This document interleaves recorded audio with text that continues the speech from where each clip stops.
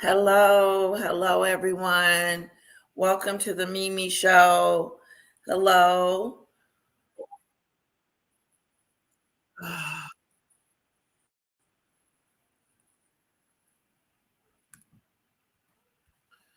Okay, I think that's better. I had something going on in the background, and then there was this echoing. So I think we're better now. We're gonna see what's going on with the Nacy Guthrie's case. See if there's any more new news, any updated information we need to discuss, and then we'll move on.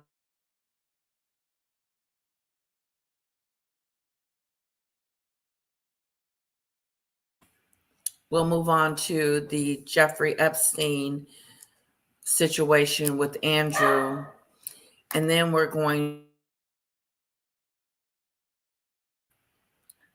we'll move on to, after we do Meghan and Harry, or we'll do it before, we're going to try to fit Andrew in there. Okay. There's some noise around Andrew. Hello, Demon Dictator. Hello, Pickles.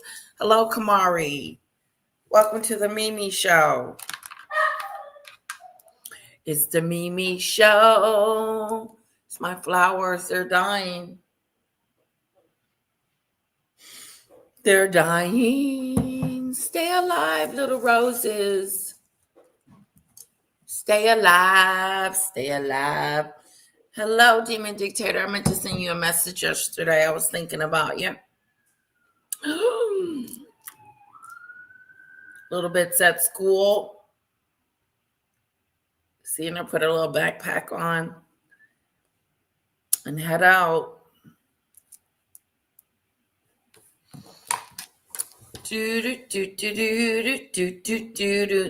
Hello, Helen.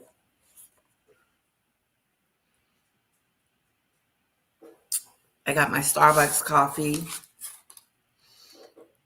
It's really good.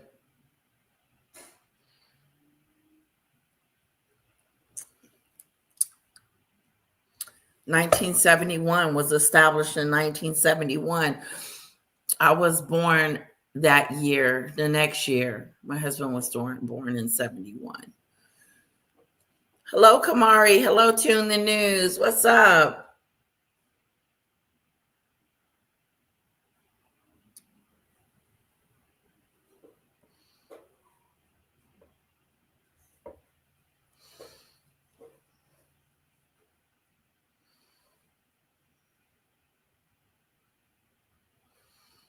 What time is that, Demon Dictator? I thought she said 11 o'clock my time. That's 11 o'clock Central Standard Time. Did I put a different time on there?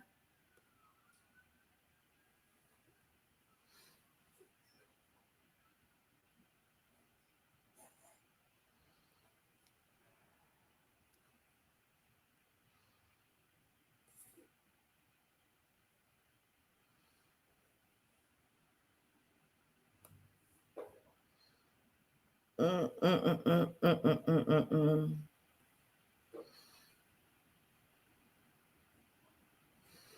Yeah, if I need to change it, I can. Just let me know. I don't know what 1400 hours is. I don't know military time. Hello, CC. Hello, Z Lee.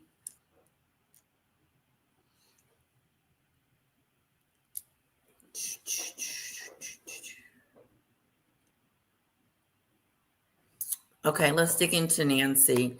I think they got a new ransom letter. Oh, two? Okay.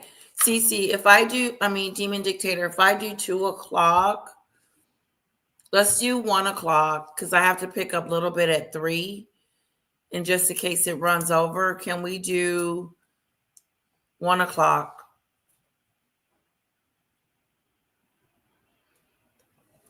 Or even 1:30? 1:30 to 2:30. Is it 2 p.m.? It's 2 p.m., they said. Demon Dictator, so it's 2 p.m. Unless we do it. I have to leave right at 3, though. Excuse me, because I got to pick up a little bit. from school. That's what I told the judge yesterday. I said, listen, I got to pick up my daughter on Tuesday. So can we change it to Wednesday? So it's at Wednesday at 9:00, the new court date. I feel like I'm working.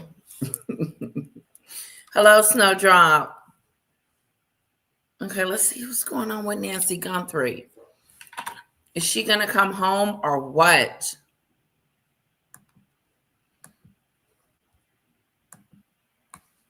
Give a shout out to AT2.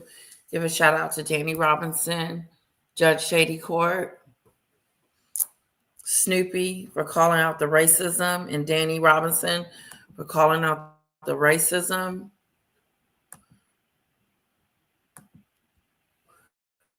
In the sector. YouTube.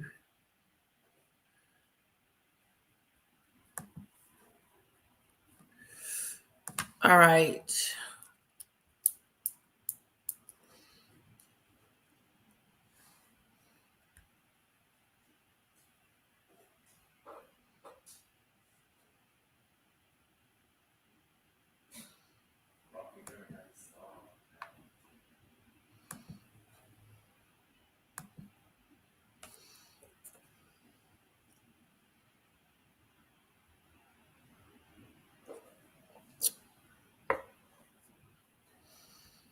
All right. All right.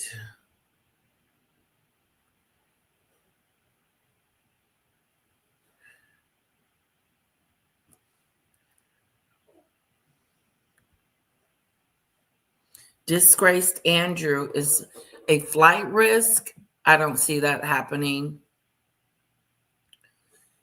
He's not a flight risk.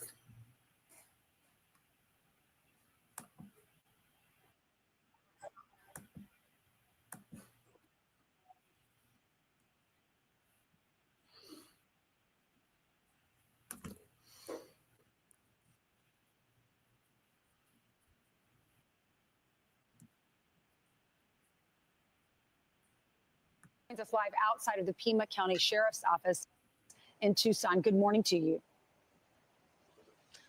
Morning, guys. Thanks for the invite. Hey, Judith. Thanks for coming on. So the sheriff says they haven't narrowed down any suspect.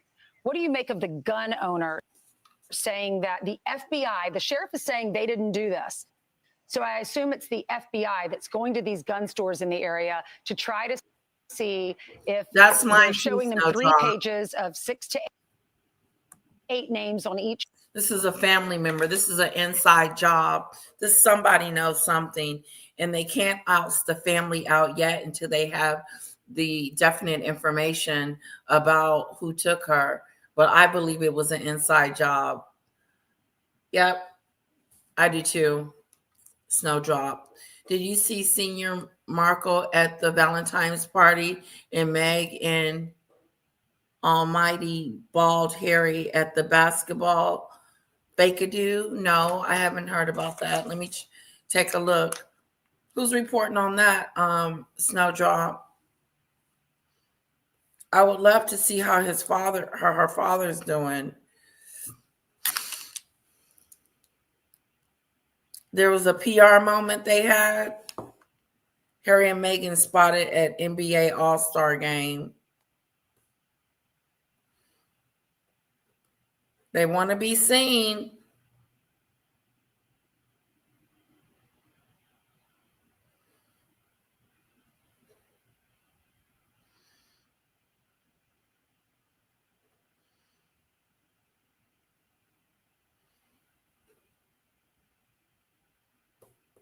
Okay, we will cover that.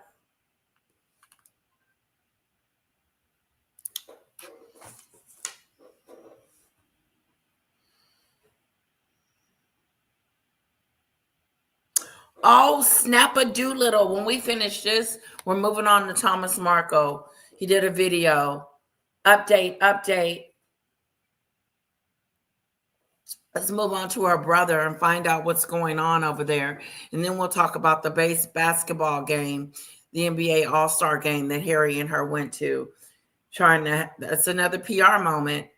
and then we'll do Thomas Markle Jr., and we may get to Andrew. But here's an update on Nacy. Let's see what they're saying. Page and pictures of people asking, have they been in your store? Did they buy a gun that might fit in that holster? Yeah, I think that's a logical conclusion to draw on what they're doing. They probably looked up prior offenders that have a criminal history that might include violence. And with that, they found the ones that had the same physical age and height and weight. And so they probably combine that into a list of potential suspects. So, of course, when they go to a gun shop, saw that too. That's required to be regulated by federal law, they can get access to the forms that are filled out whenever somebody purchases a handgun or a rifle legally, and look through those and see if they can find somebody that would match on that. Now, it could be completely independent from the sheriff's office. There may be a lot of communication between the FBI and the sheriff's office. Maybe there's a little bit less. Oftentimes, there's so many things to do in an investigation like this that the sheriff might not be able to keep track of everything, because not only does he have this case on his desk, things don't stop here in this county. Everything is still going on. They're still having other crimes. He's got staffing issues, budget issues, personnel issues, and things like that. So he's got a full day every day in addition to this. Yeah, so John, you know, we've talked a lot about genealogy. Obviously, it was used in Brian Kohlberger's. They went through a third party. They didn't go through after they checked it. Hi, French Connection, Mama. Decided to go through that third party site. What do you make of that? And specifically, what DNA do you think is most important? The DNA in the house that they found, that they say is unknown, or on the glove that they found 2 miles away?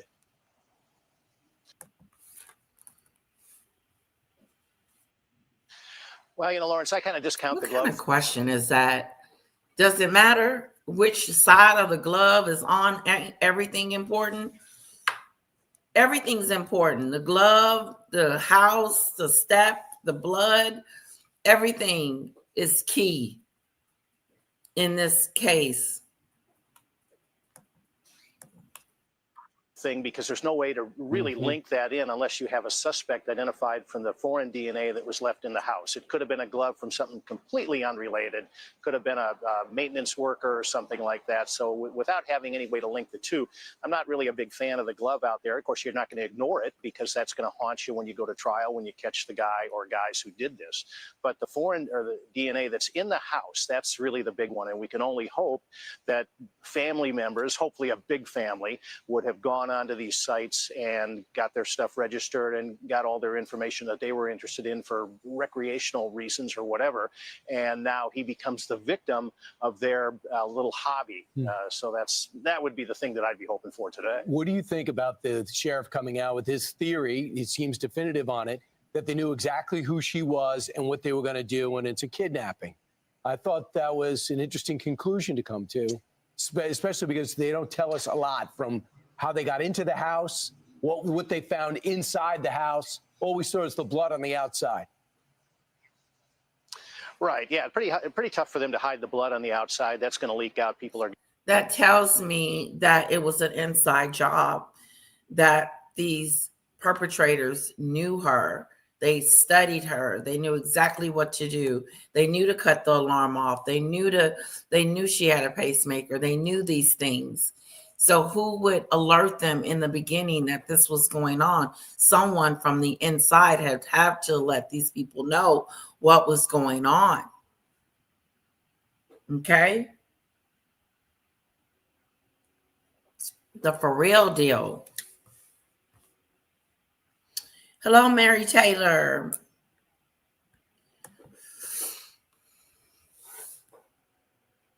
Mass shooting in New England. Oh. Pawtucket, Rhode Island, horrendous at a skating rink. It's quite a story. There's YouTube info about it and the father who did it. What the freak-a-doodle?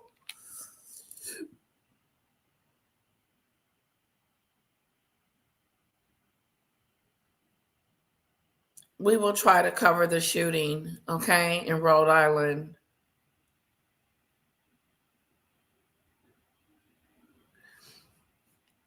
Wow. Okay. We'll do that one. Mary, we'll take a look at that. What else are we finding out about Nacy Guthrie?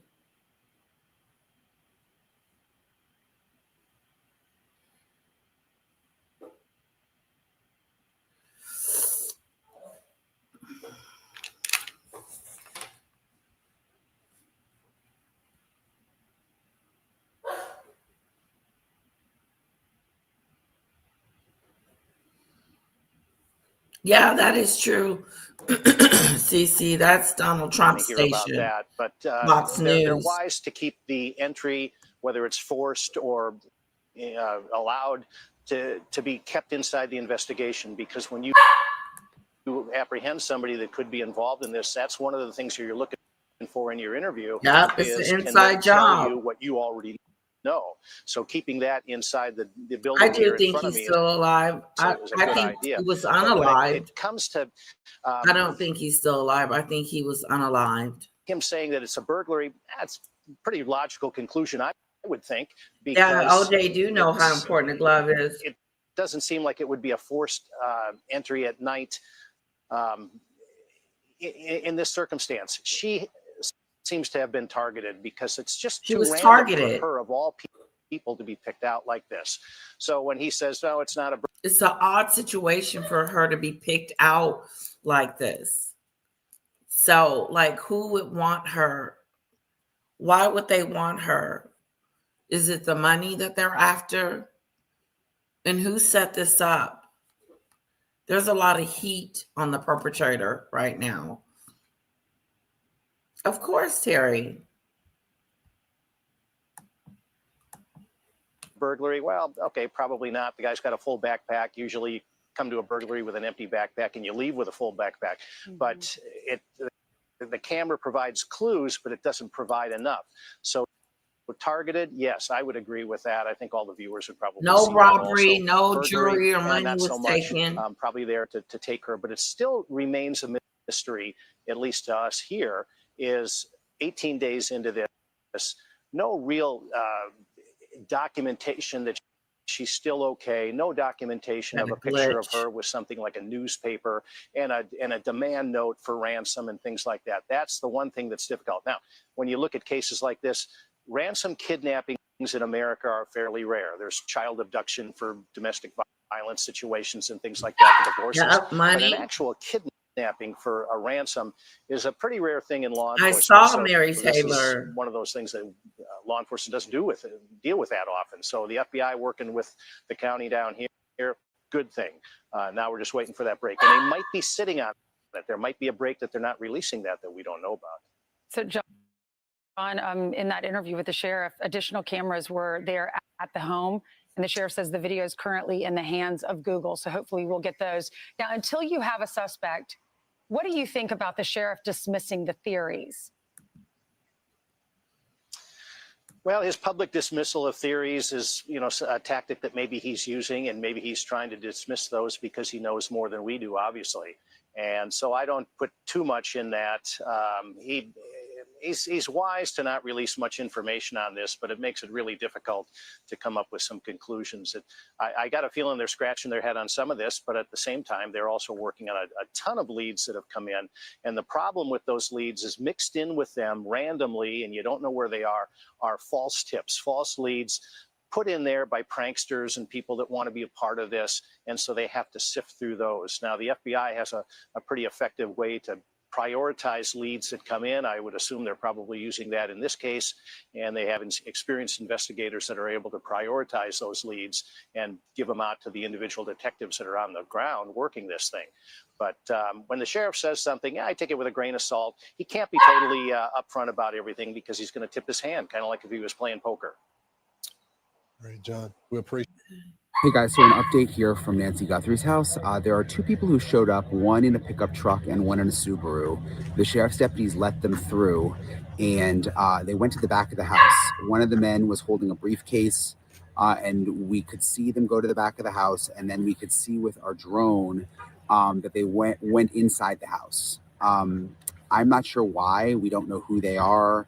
There was no markings on the car. It does not appear that they are law enforcement, but the deputies here obviously knew that they were coming because they let them through and they let them go to the back of the house. So I haven't seen that happen before. I don't know if it's like someone that the family sent over to get something out of the house. That kind of occurred to me. Maybe a private investigator, something like that. I don't know. But it was just something that I haven't seen happen before. And one of them is actually still here at the house right now. So I'll keep an eye on it. Obviously, the big development now has been from the sheriff's office saying that, that there's no DNA matches in CODIS at this point. There's no So DNA I'll keep you matches. guys posted if anything else develops. Hey guys, thanks so much for checking out my show. I really, really appreciate it. Please click to subscribe. I appreciate all the support.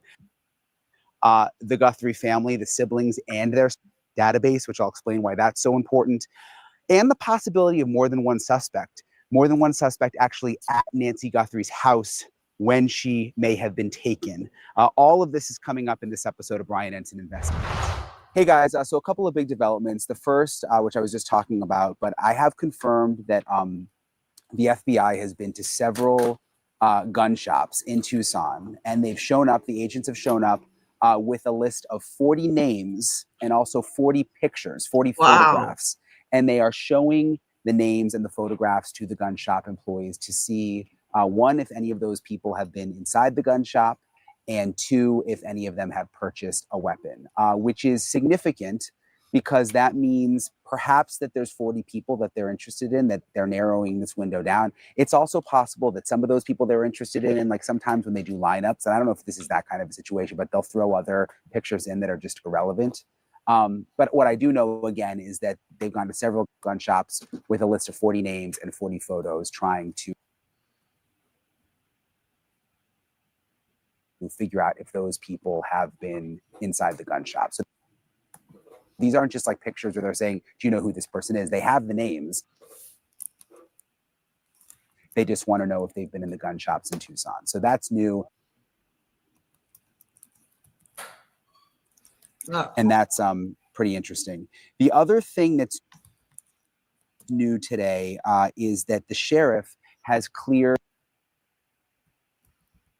the Guthrie family as being suspects. Oh, yeah, right. Nacy They Guthrie. can tell us whatever. The siblings and they've cleared their spouses. everyone. And let me read you the sheriff's statement because it was a pretty intense statement. And this is pretty rare to see during an active investigation, a statement like this where people are outright cleared. And he hasn't done this in the past. I mean, he sort of alluded to it, but remember, this as he said in the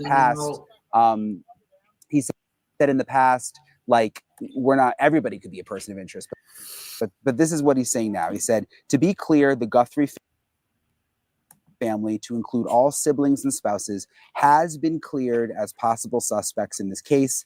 The family has been nothing but cooperative and gracious and are victims in this case. And then he goes on to say, to suggest otherwise is not only wrong, it is cruel. The Guthrie family are victims, plain and simple.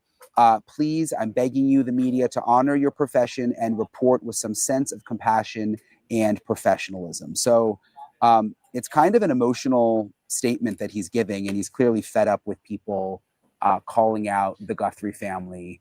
And it's been an issue just in general with this case and other cases I've seen. I mean, people start putting photos on social media claiming that people are suspects, and it can really do a lot of damage to their reputation. And it's just, irresponsible. So but the big news is flat out now we know that the Guthrie family has been cleared. The other new piece of reporting here has to do with, what do you think about her being cleared? Do you honestly think that the family is, I believe it's a family member, so they can stop with the being cleared if they want to, unless they're trying to just throw us off.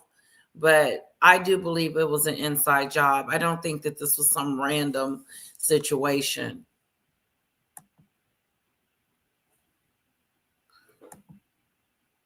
Money do doubt. It's always about money. Letitia, when you look it up, you're going to be shocked. Oh my goodness.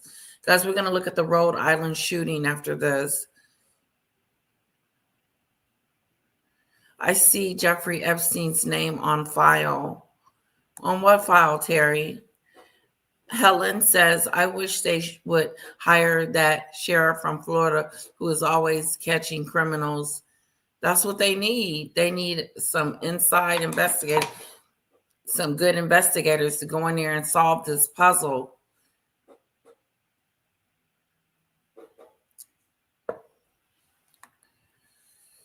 I don't need a French mama connection. I do believe that it's the inside job. I think they're trying to cover up for us. Hot Topic mass shooting has a story. It's crazy. Wait till you see pictures of him. Pictures of who?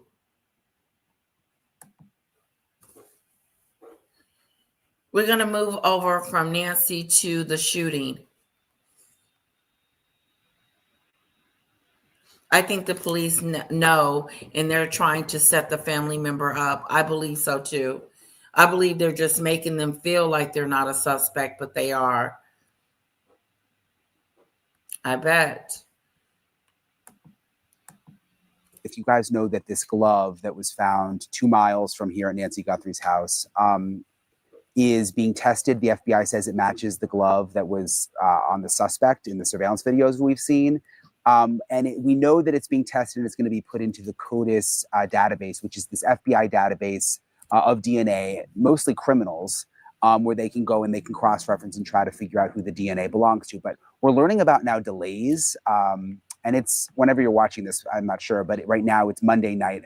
We've learned that it's still not in the CODIS database. And my colleague, Libby Dean, a correspondent who works in Washington, D.C., has some sources saying there are unnecessary delays in getting DNA into the FBI database. Let me read you what she's reporting. She says, the decision to send the glove with DNA to a private lab in Florida is causing what one source familiar with the case calls unnecessary delays in getting the DNA entered into the FBI's CODIS database.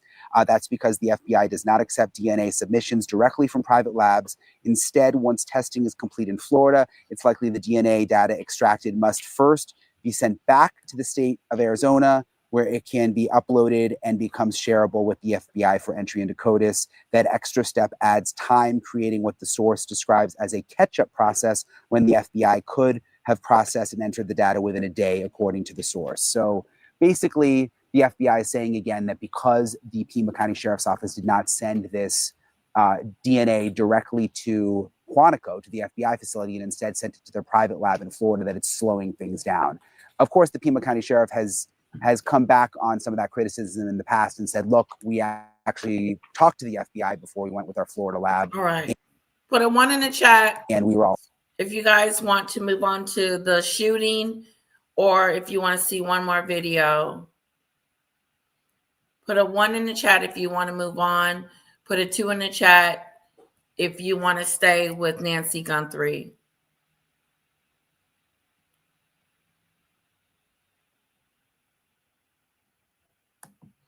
With a fourth letter now sent to TMZ. Another letter. A person claiming to have information on Nacy Guthrie's kidnappers, Harvey Levin of TMZ, is now making a guarantee to whoever is sending these messages. He joins us now with more. All right, this is the 4th time this guy's connected with you. 4th time. And I was very intrigued by your comments. What can you tell us about the contact and your guarantee? Okay, so we got a letter, an email this morning, and this man, it's the same person who sent all 4 because there's a Bitcoin address, which is the same in all 4. And he is demanding now $1,000, $50,000 upfront in Bitcoin, and then he will supply the information about where Nacy is, where the kidnapper is, and then will rely on good faith on the part of the FBI to deposit the other 50. So let me first tell you what he said, and then I will tell you what we did. Okay, I'm quoting from the letter now. He said, I know what I saw 5 days ago south of the border, and I was told to shut up, so I know who he is, and that was definitely Nacy with them. So this is the 2nd time he sent a letter where he's suggesting there's more than one person, but there is a main kidnapper. So he says he knows. He has a burglary conviction, he says, from 10 years ago. He seems worried about being implicated, and he doesn't trust the FBI. So what we did today, I did a social media post where I said, look, you don't trust the FBI, send us the information. We will immediately send it on to the FBI. And then if the FBI catches the kidnapper and finds Nacy, then there is a record that you were the one who did it, because we'll have that. So the FBI can't say he didn't give it to us. We have the record, and they'll end up paying. So that's what I sent. The FBI knows that I did this. They knew beforehand, did not oppose it. And that's what we did. Okay, when you say this guy had a burglary conviction, did he disclose that to you, Harvey? Or if he didn't disclose it, that would mean we probably have identified who that person is. He disclosed it. He said it in the letter. Yeah. He was trying to explain why he was afraid to come forward. By the way, in my social media post, I said to him, look, if Guys, was the one to move on to the shooting? Or was one move on? Remind me what the poll was. Good morning, Lisa. Sorry about that, guys. Zealy, you remember the poll?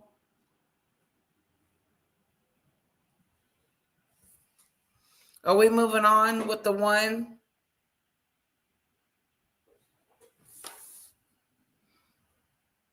Yeah, I believe that, CC. I believe they do that to let the family know that, we are not looking at the family. But all in all, there is something going on within that family. Yep, something went down. So are we moving on? Did I say put a 1 in the chat to let's move on, or 2 to stay here?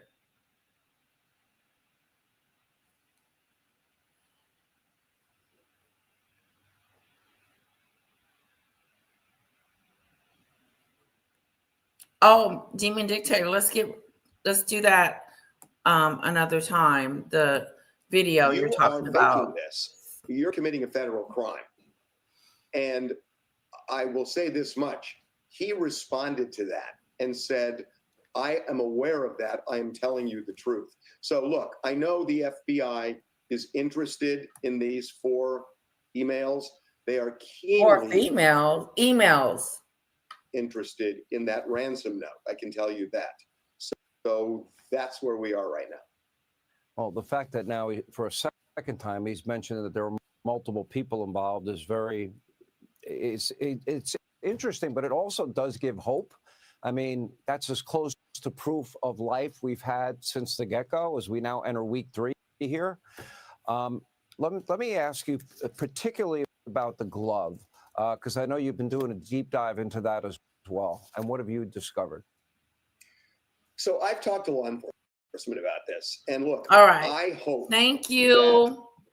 The kidnappers drop that glove and they find his DNA. Thank you. And find Nacy. I really hope that, but it is.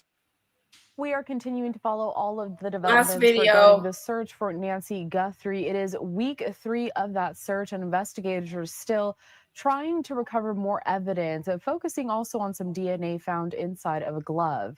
I want to turn our attention now to Caroline Elliott with Fox News. She is joining us live just outside of Nacy's home. Caroline, what do we know in regards to where this investigation stands today?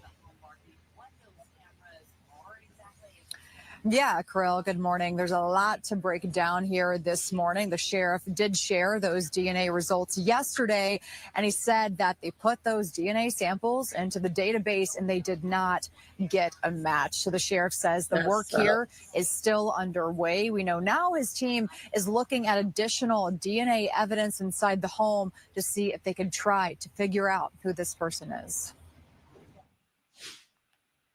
We haven't narrowed it down to anything other than we have certain pieces of evidence that we're looking at. After testing DNA found inside Nacy Guthrie's home, the Pima County Sheriff said investigators could not find a match. You chase leads until you either make it or eliminate it. And now tracking down the suspect will likely take a lot longer. Wow. Investigators are turning to genetic genealogy mapping instead, but that can take It's going to weeks take a or while. possibly longer. It's not going to be easy to solve this case. Investigators Not. have cleared the entire Guthrie family, I don't including believe it. spouses, saying they are not suspects. Sure. But we still don't know what evidence the sheriff used to clear the family. Right. Investigators are now working with Walmart and visiting gun stores in Tucson to try to track down the gun holster worn by the suspect. I talked to a gun store owner today who said he felt it was more like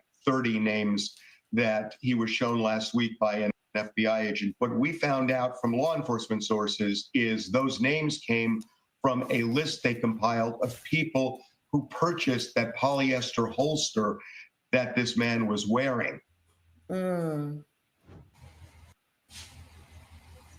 And here on the ground, we're told 11 different law enforcement agencies are still working this case. And the sheriff doubled down yesterday, saying his team. All right. We're going to move on, guys, to the Rhode Island shootings. I have a list that I compiled together for us. Let's find out. Trigger warning. This could be triggering.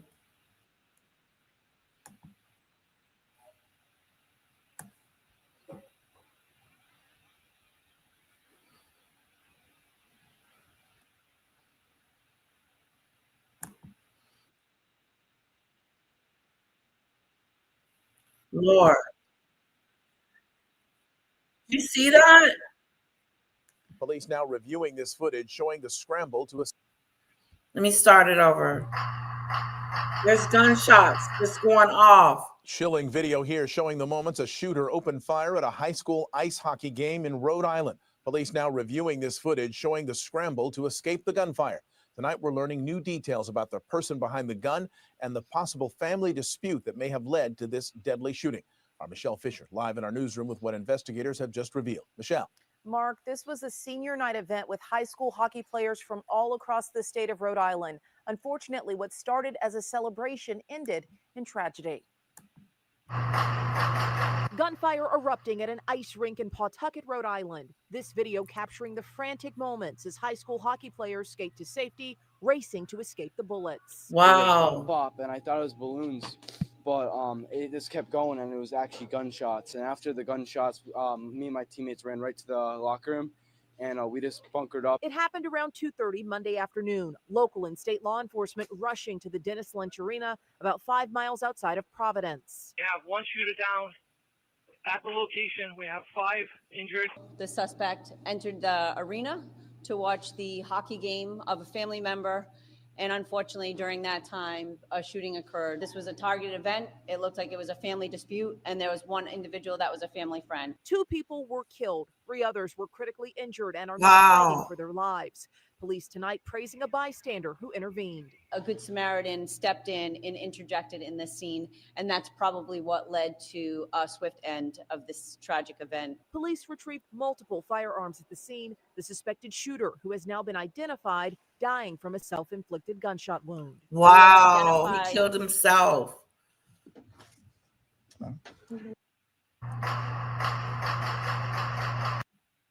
A motive still unclear. This woman's name, the birth name was Robert Dorsey.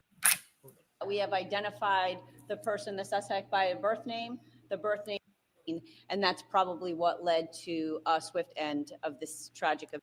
Fighting for their lives. Police tonight praising a bystander who intervened. A good Samaritan stepped in and interjected in this scene, and that's probably what led to a swift end of this tragic event. Police retrieved multiple firearms at the scene. The suspected shooter, who has now been identified, dying from a self-inflicted gunshot wound. We have identified. He died from a gunshot wound. So he turned the gun on himself. You can hear the gunshots at the arena. It's crazy.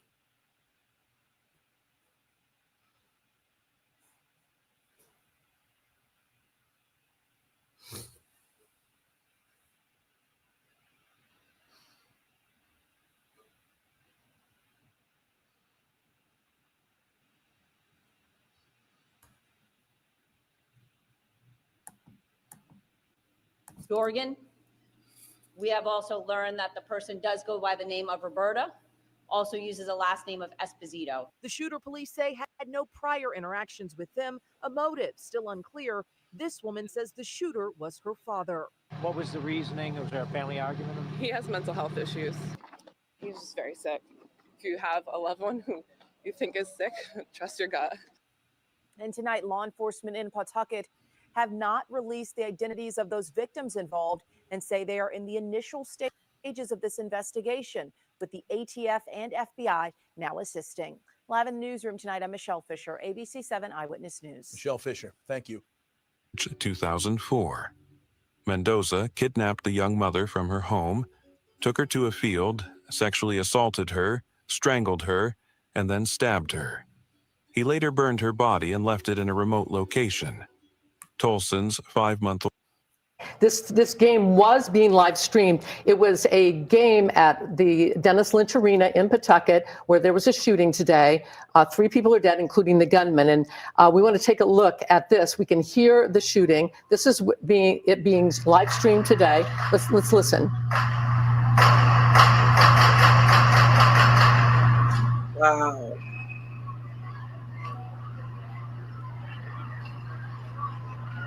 And then you see the students getting off the ice and running for cover. This is at Dennis Lynch Arena in Pawtucket about 2:30 this afternoon. I'm very familiar with this arena because my son played here. They're going over to the locker because the lockers are on that side. So we had St. Ray's, we had Providence Country Day, North Providence, Johnston's, North Smithfield, Coventry. And there we are blurring out apparently where the shooting happened. Wow. Did you see that? They blurred out where the shooting had happened. It's horrible. This game was being live streamed. It was a game at the Dennis Lynch Arena in Pawtucket where there was a shooting today. 3 people are dead, including the gunman. And we want to take. Warning. Footage some viewers may find disturbing, depressing. There are funerals to pay for. And if you want to help, there's a GoFundMe page set up to help this family shattered tonight, just 24 hours.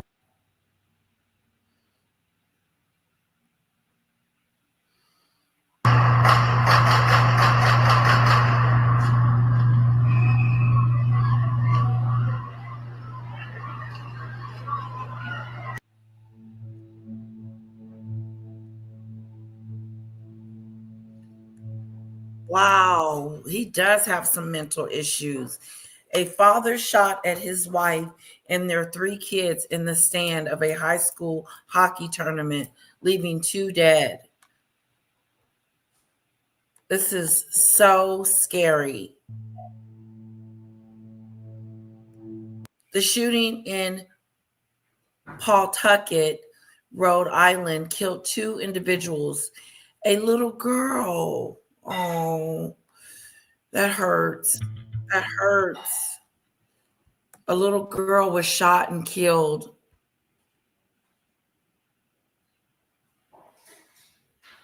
Retaliation, you think? I think it has something to do with money, Helen. How did he get a gun with severe mental illness? That is so true, Helen. Good question. A little girl. This is so sad.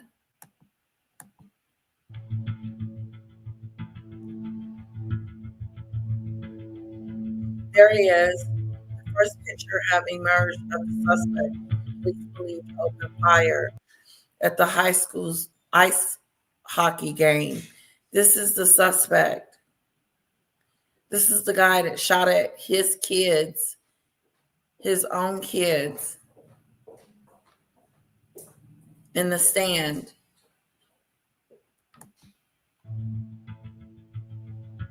Police have identified the shooter as Robert Dargan, 56. Pawtucket Police Sheriff Tina said that Dargan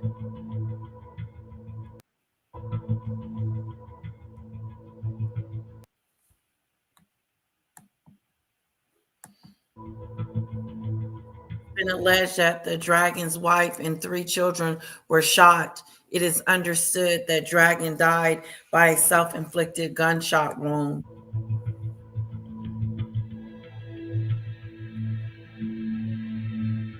Investigators said earlier it was a targeted shooting that may be a family dispute.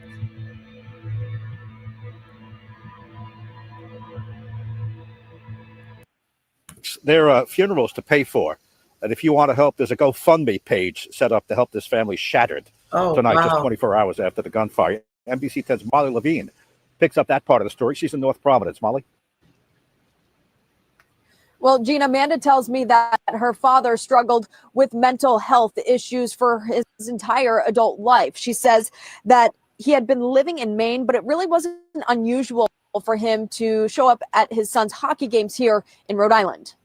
He shows up to Collins games often, so I wasn't terribly surprised. The daughter of the suspected shooter who opened fire in the stands at the Dennis Lynch Arena Monday, describing the moments before her family's lives changed forever. He actually walked up to us while we were sitting in the stand, and then I looked at him and he turned around and walked away. Later, shots rang out, fans took cover, and players skated off the ice. Amanda says the shooter was a father of 6, and the victims were all family members.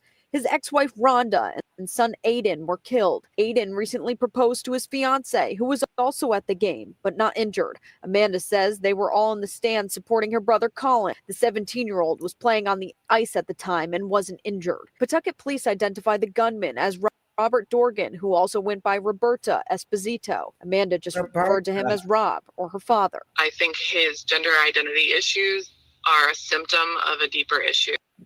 She says her father struggled with mental health for most of his adult life.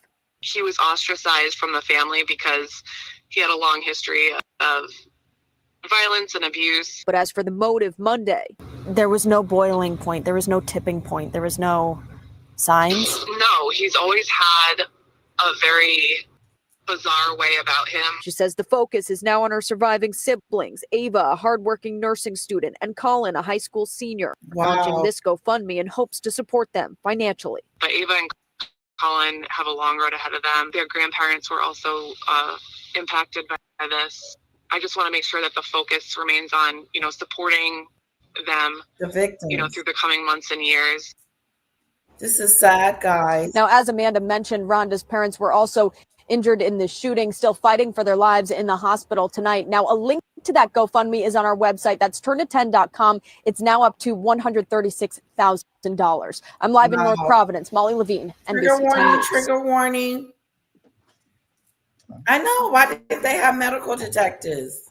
Good afternoon, everybody. Thank you for being here.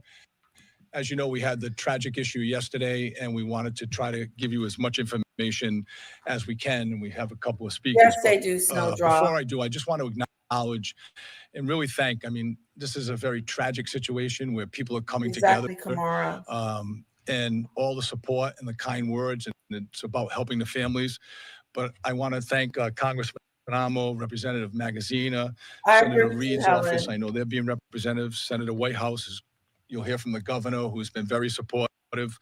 Lieutenant Governor Sabina Matos, Representative of Secretary of State's office, Leanne Bryan. I know the secretary had talked to me personally. General Treasurer Diosa. I believe we have North Smithfield Town Administrator Scott Gibbs. Town of Coventry Representative Council President J.P. Verducci. You'll hear from the Superintendent of Schools, Randy Buck. And we have the Council President Mercer, members of the council, members of the school committee, as well as the Pawtucket Athletic Director, Dina. Partner was Ripta, who helped us yesterday in the very heart of the issues. Athletes and families and their friends became a moment of really frustrating and turmoil, and it's shaken the community of Pawtucket and the communities of all the representatives that are here in the state, as well as the core hockey community. I know Mayor Lombardi is here, also Mayor De Silva, and their communities were affected as possible. Please know that the city stands behind you, the state stands behind you. response from the public agencies across the state was immediate, coordinated, and extraordinary, and we really can't thank them enough. In the face of what chaos and danger, they acted with professionalism, courage, and care. Their actions helped protect lives and restore order during the incredibly difficult situation. We also want to recognize the remarkable bravery of the Good Samaritans who stepped in without hesitation, placing themselves in harm's way to stop that shooter. Their courage undoubtedly prevented further loss and injury, and we thank them for that. We are equally grateful for the health professionals who were there, present at the game, and rendered aid to the victims. Their skill, composure, and selflessness represents the very best of humanity, and they are true heroes. While this incident was deeply affected the city, we must acknowledge the difficult realities. This tragedy is part of a broader national crisis of gun violence and stark reminder of devastating consequences of domestic violence. We also understand the events like this can deeply triggering, particularly for the survivors and the families impacted by violence. If you are struggling, please seek the help and support you need, and the governor will be talking a little bit about that. We recognize that the emotional impact of this event will not fade away overnight in grief, fear, and confusion. And Pawtucket is a very strong and resilient community. We will learn from one another. We will support. Thank you again for coming. I know this is our third update since yesterday within a 24-hour period. What I can tell you again from yesterday is about 2:30 yesterday afternoon, Pawtucket police received a call for an active shooter at Dennis Lynch Arena. Once we received that call, the police responded within 60 to 90 seconds. What we learned was that there was an individual suspect inside Lynch Arena that had fired upon family members. What I can confirm now is that the suspect was Robert Dorgan. His date of birth is July 15th of 1969. One of the victims was his ex-wife, Rhonda Dorgan, and also his son, adult son, Aiden Dorgan. Rhonda succumbed to her injuries on scene at Lynch Arena, and the son, Aiden, succumbed to his injuries after being transported to the hospital. We have three other individuals, Linda Dorgan and Gerald Dorgan, which are the parents of Rhonda. They are at the hospital now. They are in critical care, and we continue to receive updates about their status. The final victim was Thomas Geruso. He is a family friend of the family, and he is also in critical care at the hospital, and we continue to monitor his progress. What I can tell you is that they were all at the event for a son, a juvenile son who was playing hockey. It was their senior night, and there was no expectations or any indication that there was going to be any type of violence yesterday at the arena. I can tell you that individuals on site, several bystanders, I would say that probably whether they have been family or friends of the individuals playing hockey stepped in, they intervened, and at least 3 bystanders were able to circum the suspect. At that time, the suspect did reach for a second firearm, and he did inflict a self-inflicted gunshot wound, which is what he succumbed to on scene. Wow.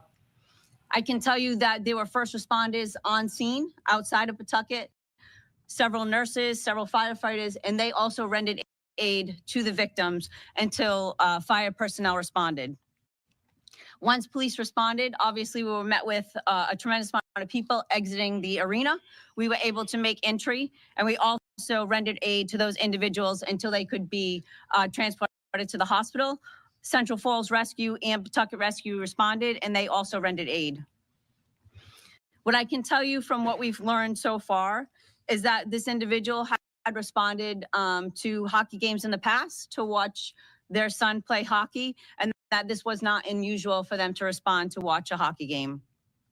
Again, there was no indication from the family or friends that any violence was underway or that they were in fear of this specific individual. What I would like to say is obviously the investigation is ongoing. We continue to look into maybe what the motivation was. We're not sure at this point what the trigger event was that happened yesterday. So did he we just are conducting snap? several search warrants at this time. Snapped. He just woke up and snapped, put the guns in his holster, went to his son's school, and snapped. It could have been an argument. It could have been a disagreement. But even so, you go to your son's school and you unalive your ex, try to unalive your ex-wife and your kids in a stand at the hockey game. Wow, that's pretty bad. And then he turns it on himself. Looking for additional information. We have reviewed several videos, both internally because it was a sporting event. So live bond was. Hi, Pam. Good to see you. That event for the families. We have also witnessed and we've combed through videos of parents that were videoing their individual children playing the game, which of that they love. So we have been kind of streaming through that to make sure that we're getting a clear picture of what happened. We ask that any video that may not have been forwarded to us is forwarded to the police department. We also ask that information that's coming out only come out through, obviously, the Pawtucket Police Department in the city of Pawtucket. We will be the ones that are pushing out the facts to you. So if you have questions, again, we ask that you reach out to us specifically and not to rely on social media posts.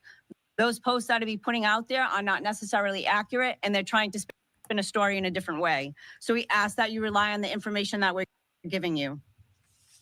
What I also can tell you is again, we worked with several community events. We've worked with our local partners, our state partners, our federal partners. I agree with you, Helen, 100%. Me and my husband were thinking about getting a gun, but I'm scared of those things. But, you know, it is what it is. If you handle it with care and follow the rules, I think that we should be okay. So we are thinking about getting one, going to the gun ranges and shooting a little bit and practicing, learning the safety of the gun, where to put it away from a little bit and stuff like that. Like, it's just, you're right, Helen. It's something. It's good to see you too. I've been having some health issues, but I'm doing so much better. That is so good to hear, Pam.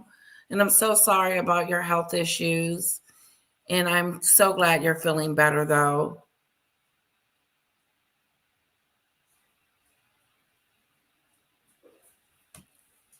Yeah, what is that weapon Meghan Kelly was advertising that you need no ID? I'm not sure, Helen. I am not sure. There was a lot of outside help that showed up on the scene. I can tell you right now, we have individuals working in another state with the FBI trying to assist Pawtucket in search warrants that we have ongoing right now. As for any further updates, as we get additional information, as things come about, if we get any more videos or things that we can comb over, we were going to push out that information just like we did yesterday. As we get more information. There are funerals to pay for. And if you want to help, there's a GoFundMe page set up to help this family shattered tonight, just 24 hours after the gunfire. NBC 10's Molly Levine. Family reuniting and embracing after the traumatic experience inside of the Dennis M. Lynch Arena. Police say a gunman shot 5, killing 2 before turning the gun on himself. My father was a shooter. What happened? He shot my family,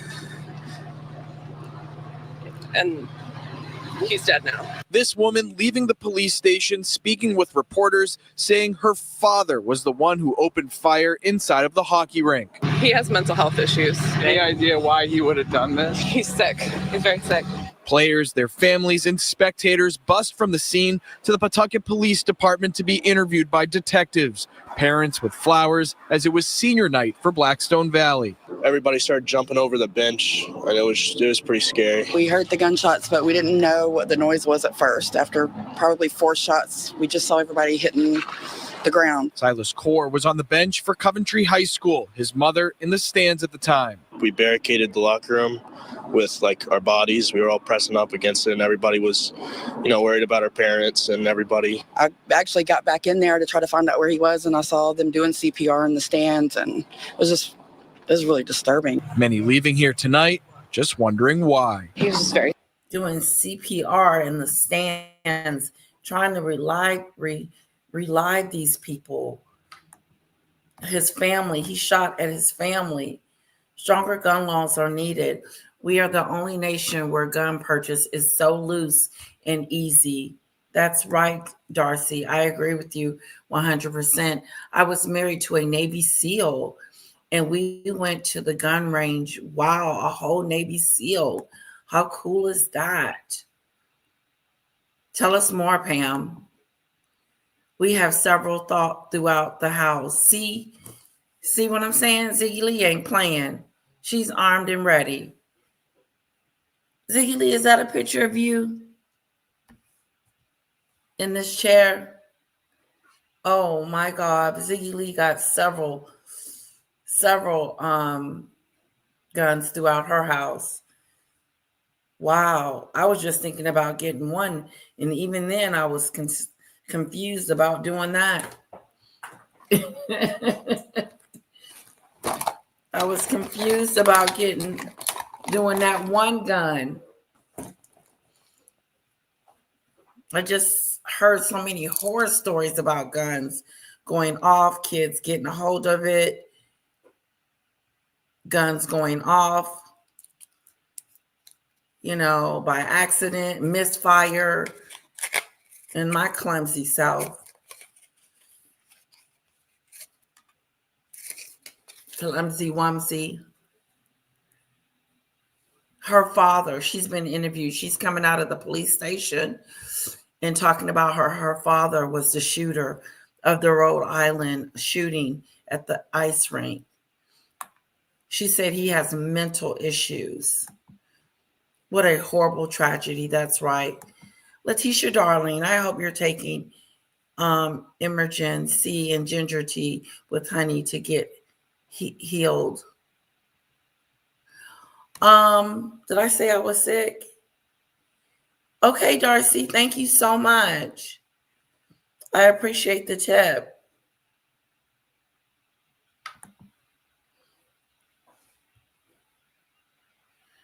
You don't need a license to purchase a crossbow. It's not easy getting a permit here in New York. Oh, it's not as easy.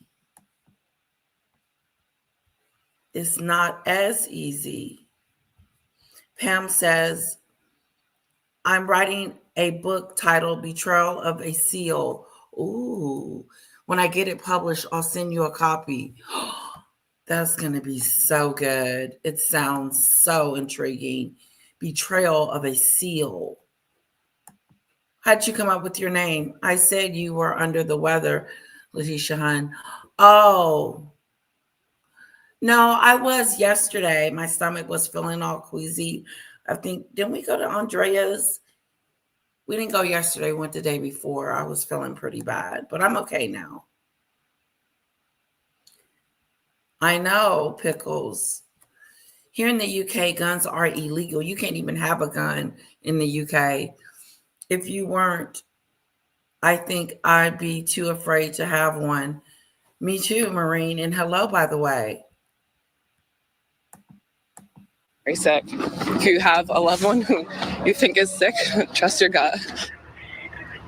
Now, the three others who are wounded. She said, if you feel like a family member is sick and needs help, trust your gut. Trust your gut feeling.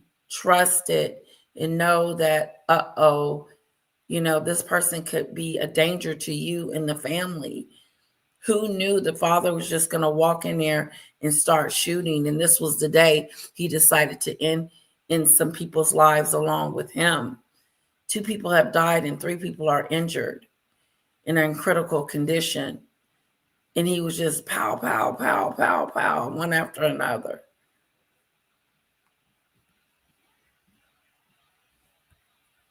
It's crazy. Sorry, I'm scratching my hair. It's so itchy. Here are in critical condition. Pawtucket Police, the chief telling us that they do have officers here, detectives here as well, but they have not yet interviewed any of those other victims, which also speaks to the condition that they're in right now, fighting for their lives. Live here in Providence tonight, I'm Peter Leopoulos, WCVB News Center 5. Ed, to you. Absolutely does, Peter. All right, thank you for that. And as we talk about mental health, an important reminder, there is a hotline to call if you or someone that you know needs help. It's 988. It's 988, and it operates 24/7. Family reuniting and embracing after the traumatic experience inside of the Dennis M. Lynch Arena. It appears that a lone individual, the suspect, entered the arena to watch the hockey game of a family member. And unfortunately, during that time, a shooting occurred. A late breaking news conference tonight as a deadly shooting rocks the hockey community with the shooter identified. 3 people, including the gunman, dead after the shooting at the Lynch Ice Arena in Pawtucket. Dispatchers putting out the horrific call.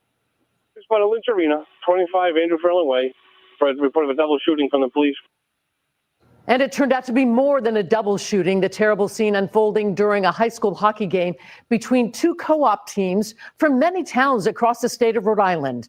Police just identifying the shooter as Robert Dorgan, who also goes by Roberta Esposito. And we've confirmed tonight that the shooter at Lynch Arena is the father of a North Providence senior playing in the game tonight. Good evening. I'm Patrice Wood. Let's bring in some new. Imagine you were playing at the arena and your dad then went in there and started shooting. My God, what a situation. What a situation.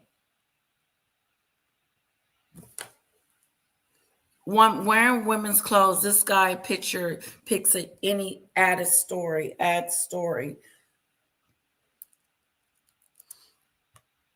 He should have just deleted himself. He did. He should have just deleted himself. Why did he have to take others with him? Yeah, why? Why do you need company? Why do you need company? It's the weirdest thing that people decide for you that I'm going to take your life. No, you don't have that authority. You don't have that.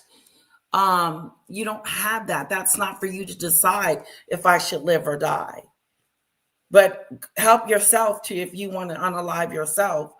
But don't be messing with me. You start to get angry with these people and pissed off at these mental cases. And you want to fight back. But look, he was a coward. I believe one of you said that by taking his own life. Don't want to face the consequences of what he has done. Look at all the lives this one wicked man has taken the lives of 3 people and injured 3. Just started shooting. First, he unloaded his first gun on the victims. Then he took out another gun and shot himself. All while this is going on, is in the stand. In the stands. He's shooting in the stands. Even a family friend got shot. Hello, Debbie.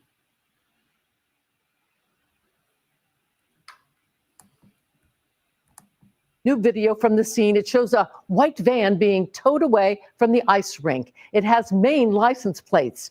Pawtucket police told our reporters tonight that anything taken from that scene tonight could be connected to the shooting.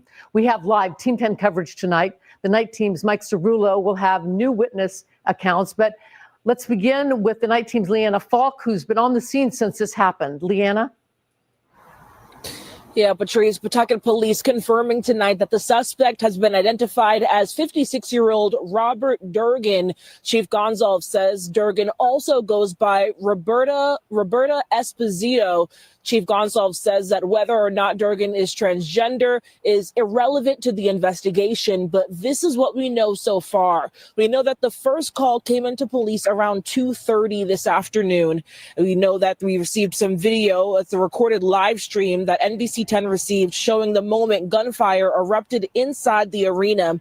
Players on the ice suddenly looked toward the stands, some jumping over the boards, others skating hard toward the far end as parents and fans scramble for cover. We heard multiple shots, at least a dozen, echo as people rushed toward the exits. Now, police say officers were on scene within 90 seconds tonight. The chief clarified that it was a Good Samaritan who actually stepped in and tried to subdue the suspect. Chief Gonsalves confirmed firearms were retrieved from the scene and more than 100 witnesses have now been interviewed.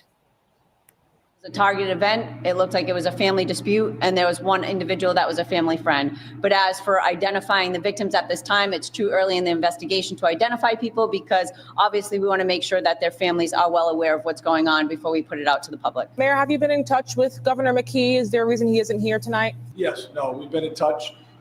He's been allowing, and he's been supporting, as well as the Attorney General and many others. We'll be briefing each other tomorrow with everyone and probably doing a joint statement at some point. But yes, the state has been very active and involved. Now, investigators are now reviewing multiple videos from inside the arena and continuing to piece together a timeline here. Police say at this point, Pawtucket had no prior interactions with the suspect, and we are still learning whether or not the suspect had any interactions with other police departments. Now, what we do know is that grief counseling will be available tomorrow in person at Blackstone Valley Visitor Center starting at noon for anyone that was inside the arena and their families. We also know that the state is now launching their 211 hotline for anyone that needs emotional support during this time. Wow. I want to bring in our colleague, NBC 10's Mike Cerullo. He's standing by now. Mike, you can only imagine the grief and the trauma that these folks have experienced in the last 2 hours. Well, Leanna, hearts are, of course, very heavy tonight. Lives are forever changed, and families are still trying to process this tragedy. And as they do, take a look here. You can see this bouquet of flowers that now sits right outside the rink where this happened, all while we hear chilling accounts from those who were inside when those shots rang out.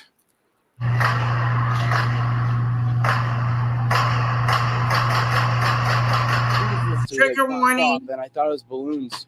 But it just kept going, and it was actually gunshots. What was supposed to be a night of celebration quickly turned to chaos. I just thought it was balloons popping because it was senior day. But one of the other people who was in the box with me, the scorer's box, said, "That's gunfire. Get down." That's the voice of Brandon Mello, the sports editor for the Call-In Times in Woonsocket in Pawtucket. He was inside the rink during the shooting. All my information was the individual came from the top bleacher spot, went down to the second or third row, and started firing at people in that row. I just saw everyone scrambling off that bench and running out of the doors. And after the gunshots, me and my teammates ran right to the locker room, and we just bunkered up, and we pressed against. My bad. I'm sorry. We pressed against the door and just tried to stay safe down in there. Amidst the chaos, Mello describes a potentially life-saving act. A man in the stands who tried to stop the shooter. Talked to, let's say, 3 or 4 sources or people that were in the stands, I mean, call them whatever you want, that said a North Smithfield father who doesn't have a kid on the team was just there to support those seniors. He grabbed the gun, the first gun. Can you imagine being the young according man? to other people, he had a second gun and started firing that gun and then eventually shot himself. I would assume that wasn't the plan for that person, was to have that gun taken away from him. So I would have think that person, that North Smithfield parent, saved the life. The shooting itself lasted less than a minute, but through loss and pain, both physical and mental, its effects will last lifetimes. Wow. Kids I talked to, their faces, when I was talking to them after the incident, I just feel horrible for them. Like, those kids' childhoods are taken away from them by what happened today. I feel horrible for them about what they had to witness today.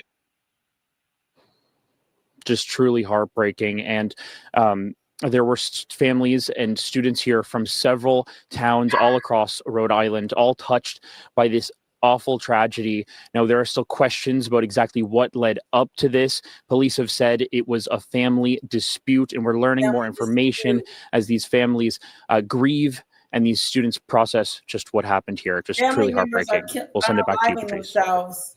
I feel so terrible for the families. All right, this just in tonight. Rhode Island Governor Dan McKee took to social media less than an hour ago in the wake of this tragedy. He released a video statement saying, too many Rhode Islanders know what it feels like to lose someone to gun violence just 2 months after the Brown University shooting. Our state is grieving again. As governor, a parent, and a former coach, my heart breaks for the victims, families, and everyone impacted by the devastating shooting at Lynch Arena in Pawtucket. I am deeply grateful for the first responders, hospital staff, mental health workers, RIPTA drivers, and everyone who responded quickly and bravely. Many courageous acts. We're now taking a look at surveillance video from a convenience store near Lynch Arena where the shots rang out. You can see several people rush into the store and take cover right after the shooting. Family members, friends, and even a few players. You can see they're still in uniform, wearing their skates, hiding in that convenience store after they ran out of that arena. Scared. There are a number of stores around that hockey rink, and there are some homes in the area, too. NBC 10's Dan Janig and Jean Balicenti spoke live with one man who saw people running after the shots were fired. I saw a lot of parents just, kids, parents just running out, just in an absolute Good morning, frenzy. Diane. When you first walked up here and told me the story, you had tears in your eyes, and you didn't want to do it, and then you came back. What brings tears to your eyes when you see you're across the street? Is something hit home with you? He went by the name Roberta, and he would dress in drag and have boobs and all this other stuff. I'm gonna see if I can bring up another picture of the guy. Who was the shooter?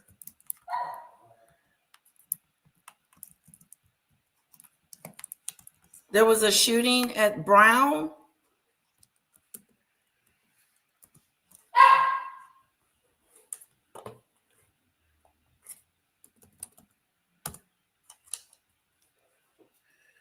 Let's see, where is the shooter?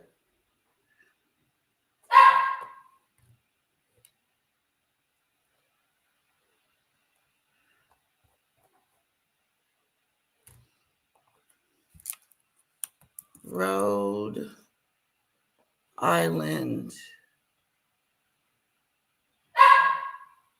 Rockadoodle.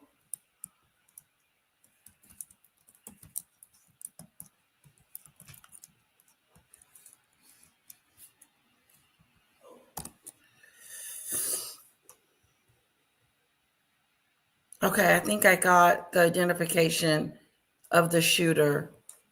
I'll bring that up in just a sec. I mean, it's my community. You know, this is my home. You know, after what happened at Brown, you know, happening so soon, especially as, 200 feet from where I live, you know, I just never thought that something like this would happen, especially with kids involved. It's never recover something I can't really wrap my head around. Shooting. Wow, 200 feet from where he lives. This is impacting families across Rhode Island tonight. The hockey players were from schools in a number of cities and towns. Generations to recover, says Snowdrop. A generation. And 2 independent schools. And I want to bring in Sports Team 10's Frank Carpano, and we want to let you know that the Rhode Island Interscholastic League took action after the shooting. It temporarily has suspended all games tonight, Frank. Yes, Patrice, the executive director says this is out of respect for the victims and to reflect on the violence, but it's not yet clear when they will resume. Mike Lenny saying in part that their thoughts are with the victims, their families, and all those affected by this horrific event. The organization says it is in contact with the governor's office and the Department of Education to provide aid and support. Now, as we mentioned, a half dozen schools were involved in the hockey game today. There were 2 co-op teams from across Rhode Island, including Coventry, North Providence, Johnston, North Smithfield, St. Ray's, and Providence Country Day School. Now, for those of you who don't know what a co-op team is, it's a group formed by combining athletes from 2 or more schools. Some are Our hearts go out to the victims for sure.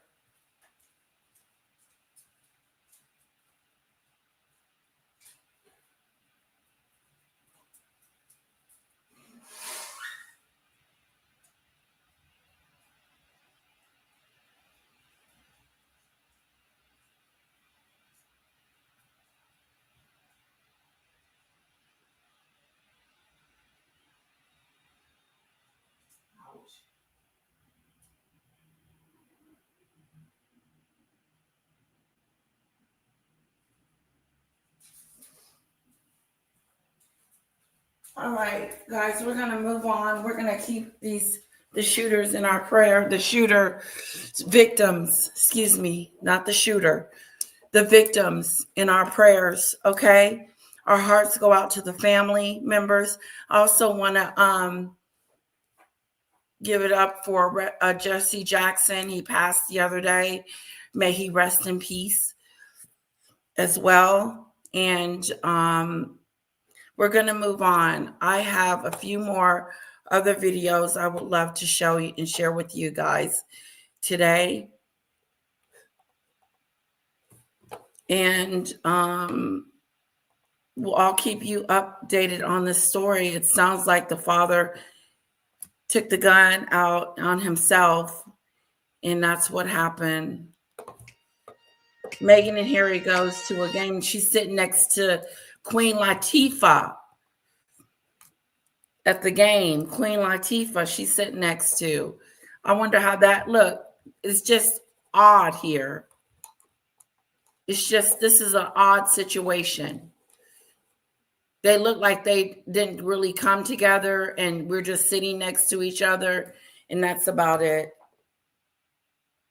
We don't like each other. I don't know her. She doesn't know me. We're not talking to each other. She's just someone that sit next to me. Look at this. She act like she all into the game. Look at Harry disconnected. He looks better with the hat on. Keep the hat on, Harry. If he could wear hats all day long, he would be good to go. Prince Harry and Meghan Markle spotted enjoying NBA All-Star game in Los Angeles.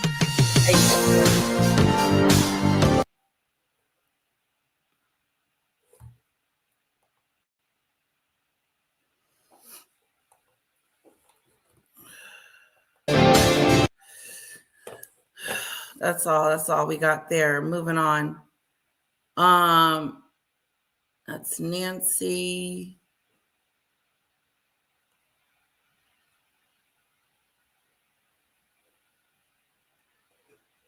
Here we go. Meghan tries to get you to a sports game. Just say no, because the misery is etched on your face despite this posed up picture at the NBA All-Star game, happily posted by the Basketball Association. Why is she all but over actually, him? that's the real Harry. So let's just have a watch at what happened when the delusional Duke realized he was on camera.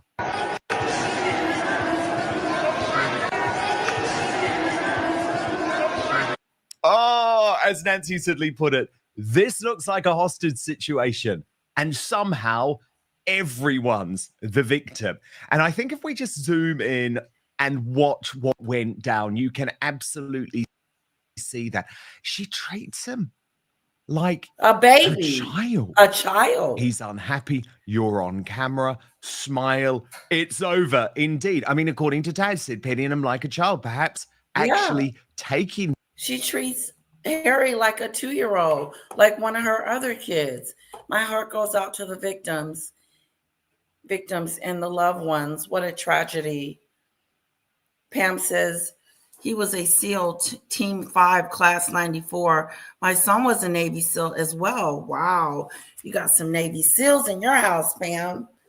Class 239, Kia, Afghanistan. Wow. I bet you're a proud mama. So sorry about your son, Pam. Their service is appreciated and honored. Did something happen to your son?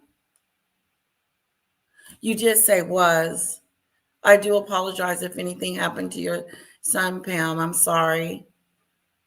But just because you said was doesn't mean that. So forgive me. Snowdrop, so sad. Statistically, the U.S. is tragically #1 in school and mass shootings. Mary Taylor says that's some content on YouTube that covers the shooting. Body language guy.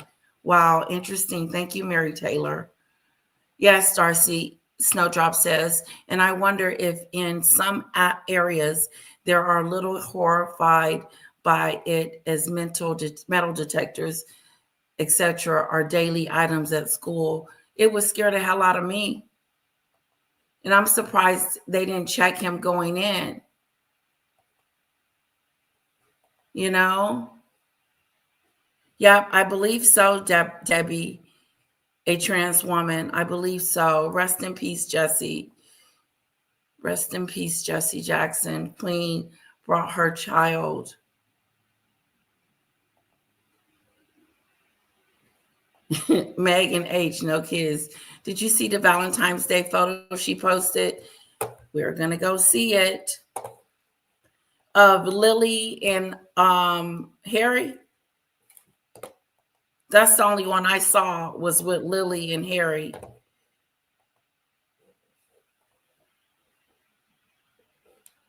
Let's see if there's another one.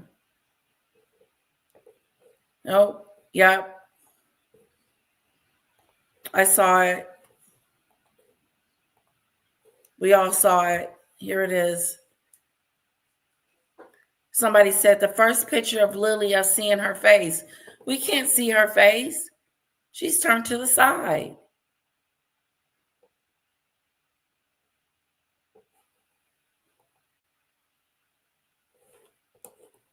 I love digging in my hair. It just feels so good. It's one of those things that, you know, I don't know what you would call it, but it's like I could go to sleep like this. And I usually do. And just, it feels so good. Hello, Lisa. Oh, I thought that was Lisa. Queen Latifah is my girl, woman crush. Oh, good to know. Reports say they left after the photos were taken. Wow. Wow, you left after you got your photo taken?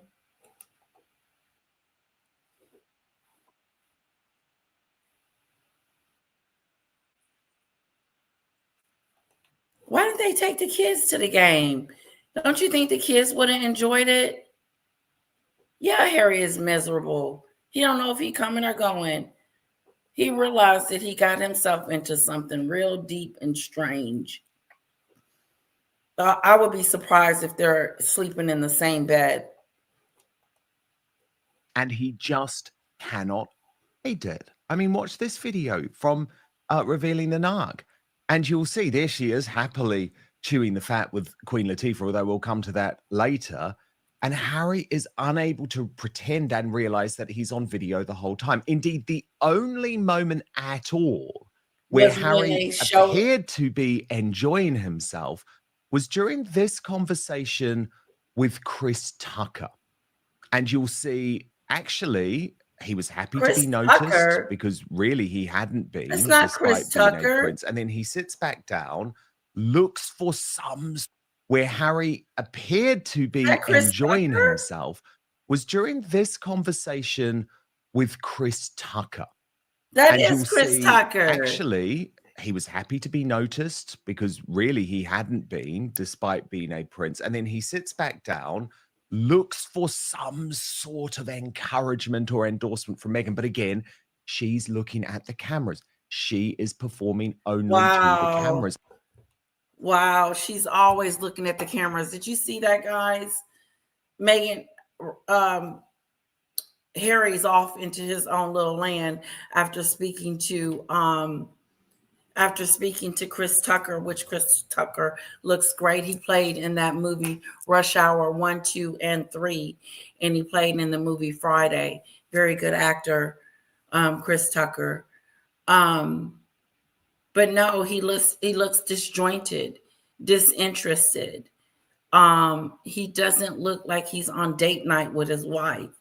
And she's looking at the camera like, look, Harry, look at me. Look, we're on the camera. Look. And there was just such a stark difference between his visuals and his aura when he was speaking with Chris Tucker. Do we have a body language on this situation? Do we have a body language for them going to the game? Did you guys say that the body language people broke down the let me know if you did and I'll try to pull it up.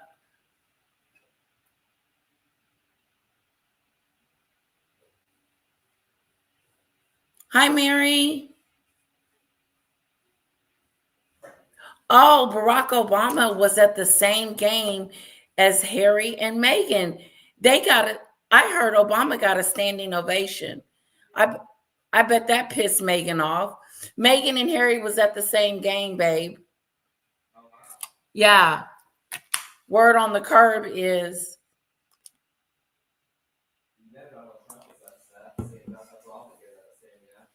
yeah, he got a standing out.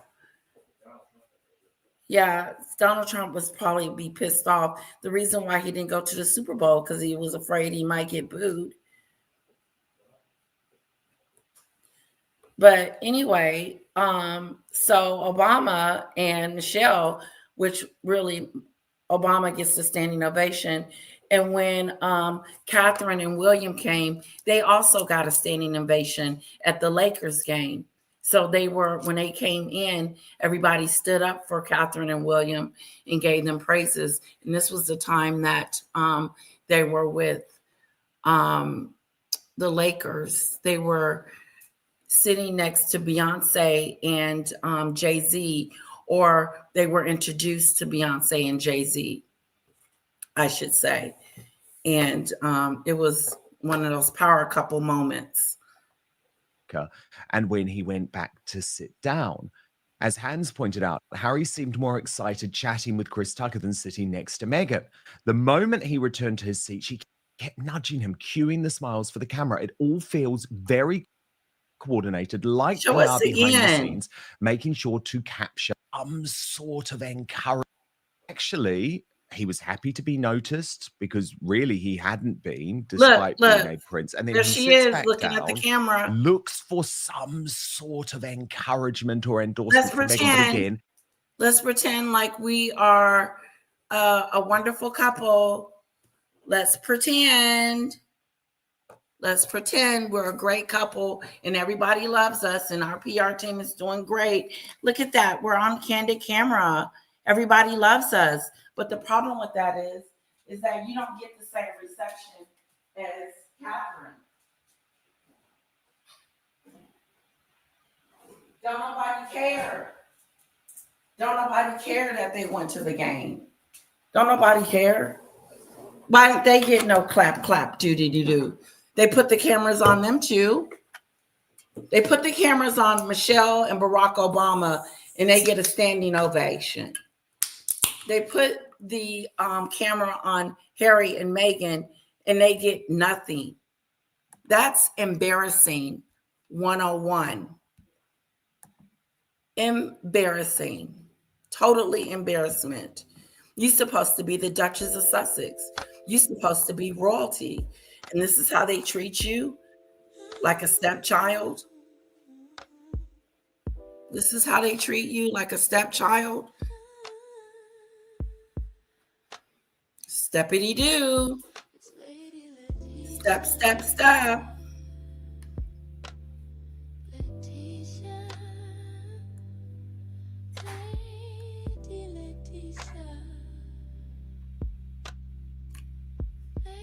Look, are you looking at the camera, Harry?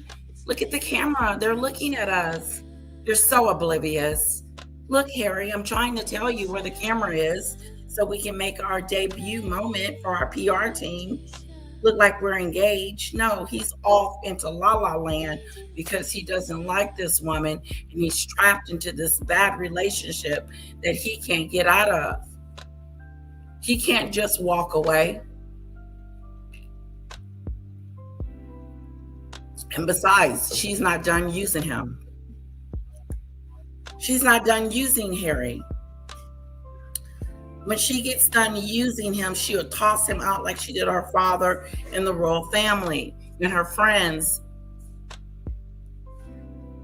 But when she gets through playing with him, getting all she needs from him, sucking him dry, she's going to have a divorce book.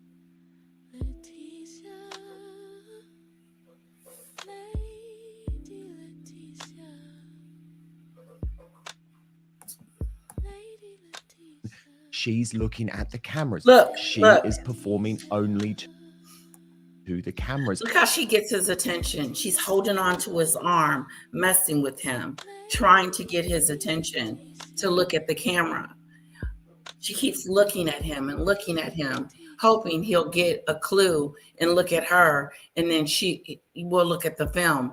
But she had to tug on him a little bit to say, look at me, look at me, look at me. The cameras are looking at us. Bow and say hello to the cameras. She always know when someone's looking and da da da da. When the cameras go off, it's different. She's a bully. She's nasty. She's not the person that she portrays herself to be. She's not this humanitarian, wonderful person, because if she was a humanitarian, she would have went and checked on her father when he lost his leg in the Philippines. Oh, speaking of Philippines, let's watch Thomas Markle's new video. Thomas Jr. put out a new video, and we kind of want to see what's going on with the father. He looks awesome.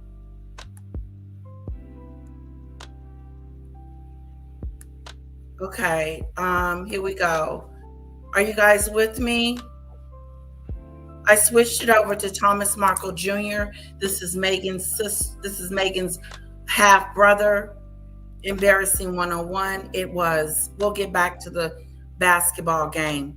Harry looks like a man who's just won the lottery, only to realize he's lost his ticket.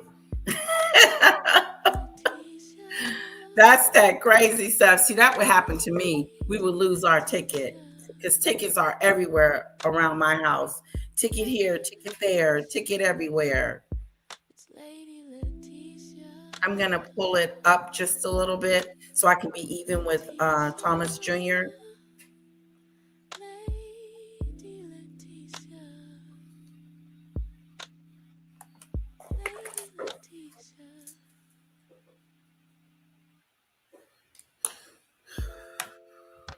Okay, this is Thomas Jr., guys. Honey, do you want some jelly on your toast? Well, I was going to ask you, did you want some of Meghan's strawberry jam? You're good. My husband is making some toast, and I asked him, would you like some scammer jam with your toast? He said, no, thank you. Okay, come on in, hit that like button, share the screen, and don't forget to subscribe. And if you are a new member, I would love to hear from you.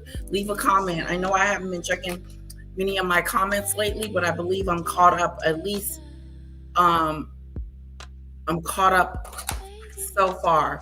So please leave a comment about if you're new to the channel. I would love to hear. I would love to hear from you. I've been posting some things on my community posts.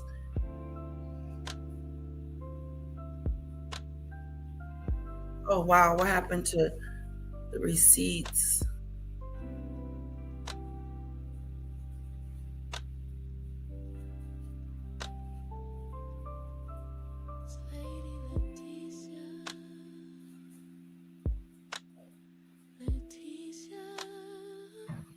I don't know what happened to it. Anyway, I post things on my community board, so go check it out, guys. Let's get into it. This is Thomas Jr. This is Meghan's half brother, the one she has kicked to the curb.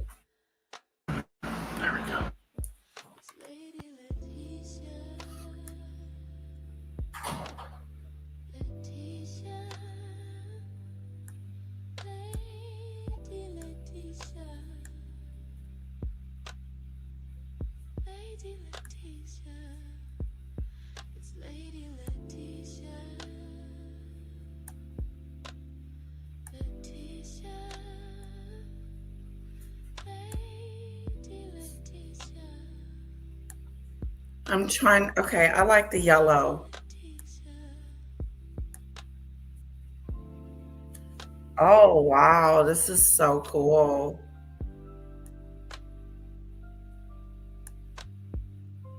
Bubble.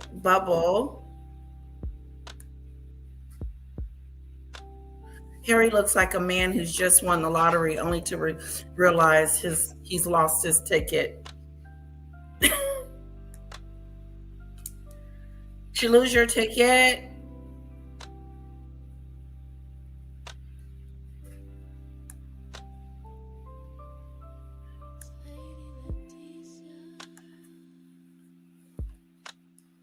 Do you like me in the bubble? Do I look okay in the bubble? I don't know why we can't hear him.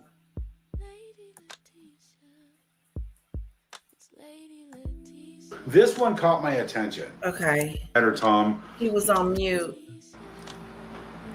Or like. Yeah, he's on mute. How long I've been out of it? How long I've been out of it?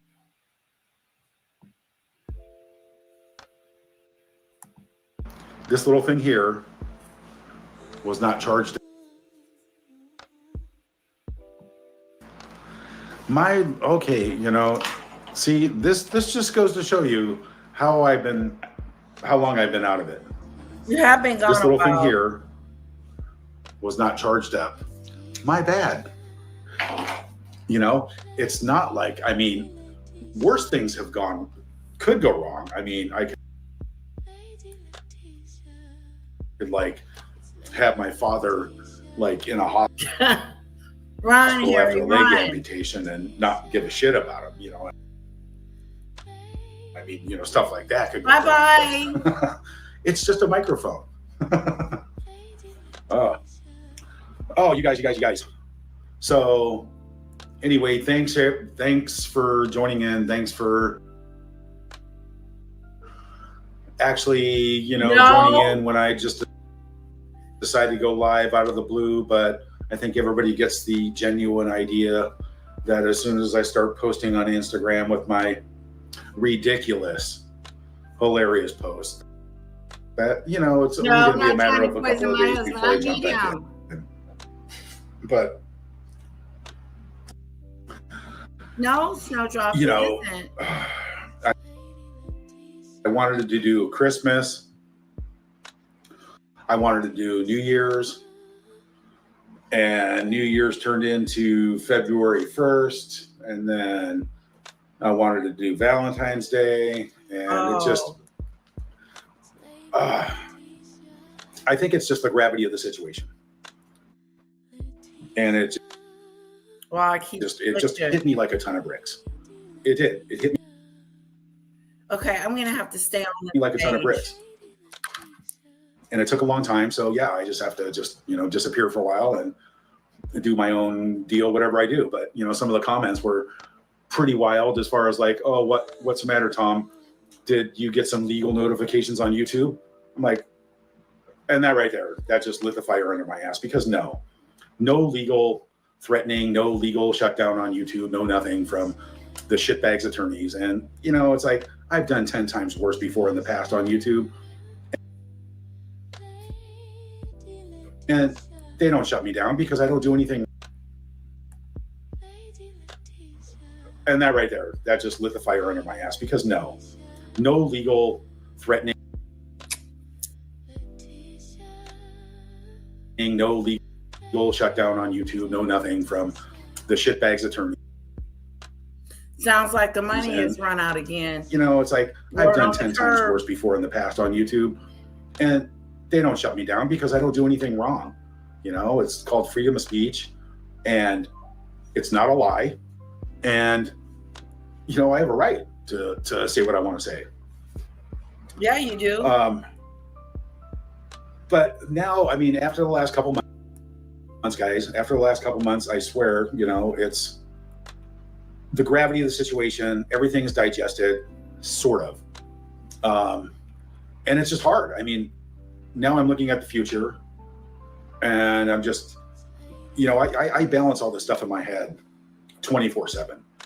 I probably don't sleep more than 2 hours a night, and I haven't for 3 or 4 months now. Wow. And that's the truth. I don't sleep. I'll sleep for 2-3 hours, and that's it. Toss and turn for 2-3 more hours. I'm up at 4 before the sun comes up, and every day. So it's a lot of stress. It's a lot of anxiety,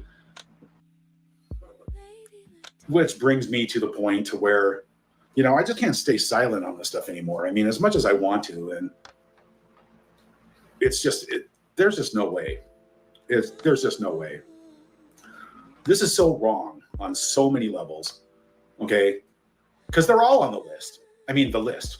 What is the list? Everything crazy that's happening all around the world right now. And you have to be very careful, especially on YouTube, because it's my only monetized platform. And I don't want to, you know, get booted off or have another warning or have another strike, which I've never had. I've got no warning. But the warning came from when I was on my drunken binge ramp on Meghan Markle. And that was... I remember that. That was, you had went really low there, Thomas Markle. You had took it to gutter. You were in the gutter. You called her all kinds of names. You were a bit pissed off. Sam's Court case seems to have vanished, just like Tyler Perry. Yeah, he in incognito. I bet Meghan watched this with steam coming out of her nose. That and the fact that the attention is not on her. Even though she went to the game, it took me 2 days to even notice that she was at the game. That's not very good.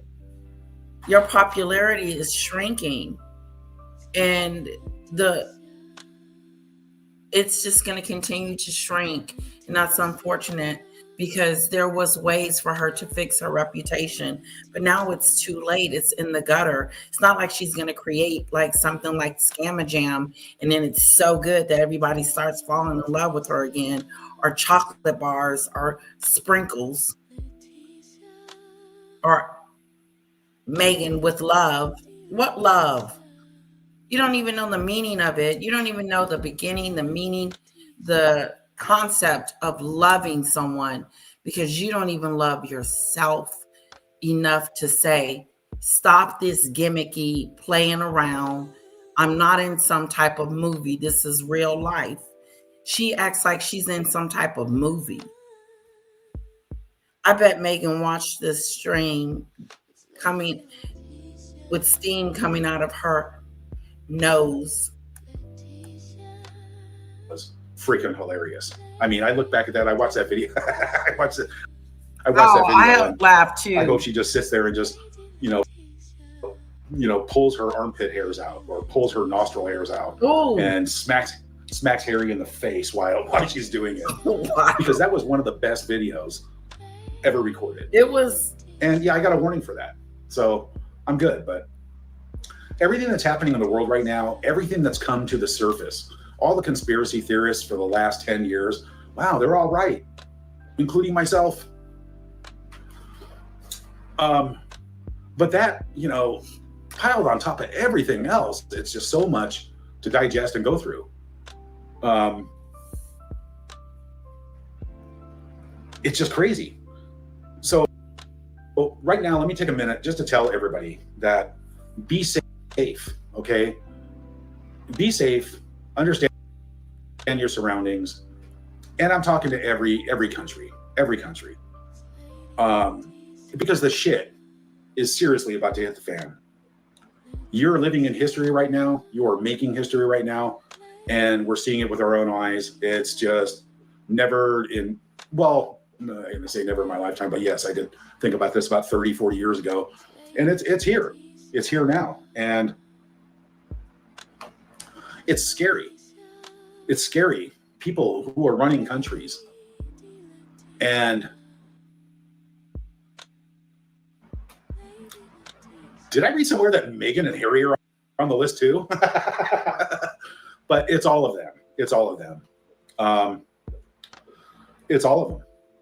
And that is some huge huge money, right? I mean, did Meghan get a chance to taste Bubba?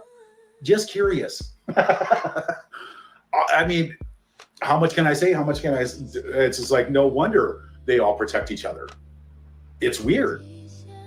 And if you think that's the end of it, it's not. So this is what I mean by everybody buckle up, be safe, protect yourselves, and stock up. And just be ready. Because me and my friends used to sit on hilltops in the mountains and drink beer and look out over the city. And we used to talk about this stuff when I was in high school. And we used to talk about it in our 20s.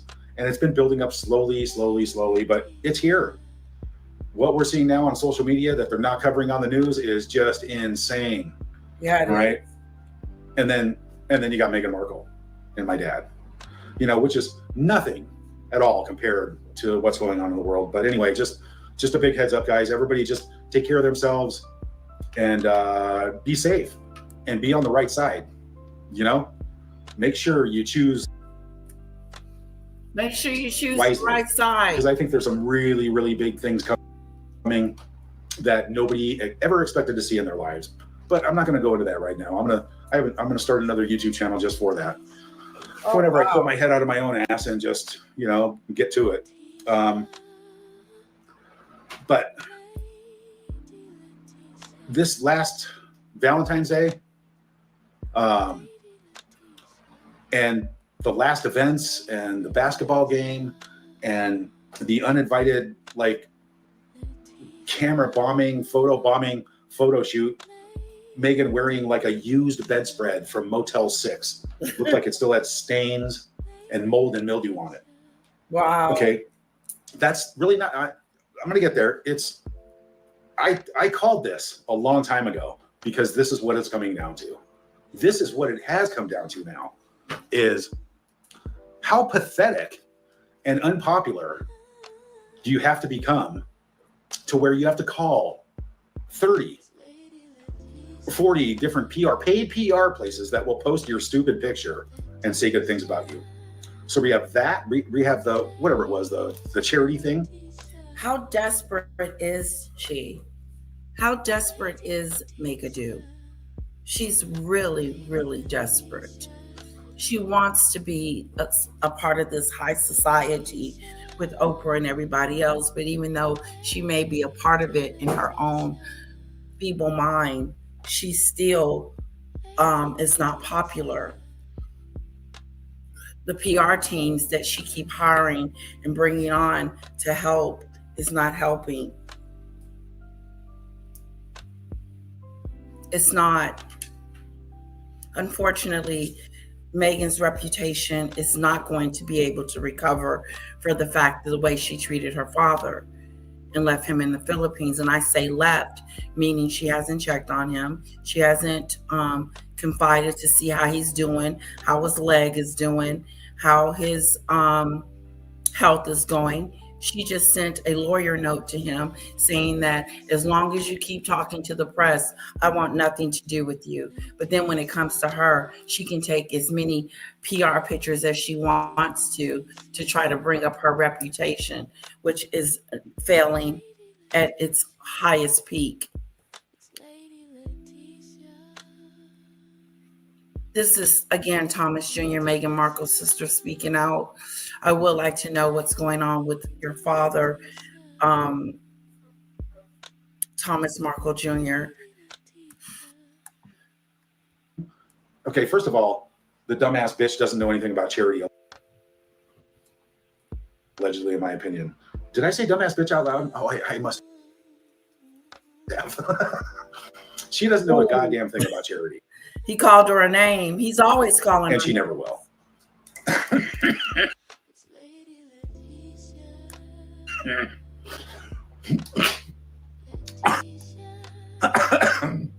I'm spit that up. Nothing about charity. All right. Henceforth, my father in the hospital, and why isn't he under the best of care? But I don't know.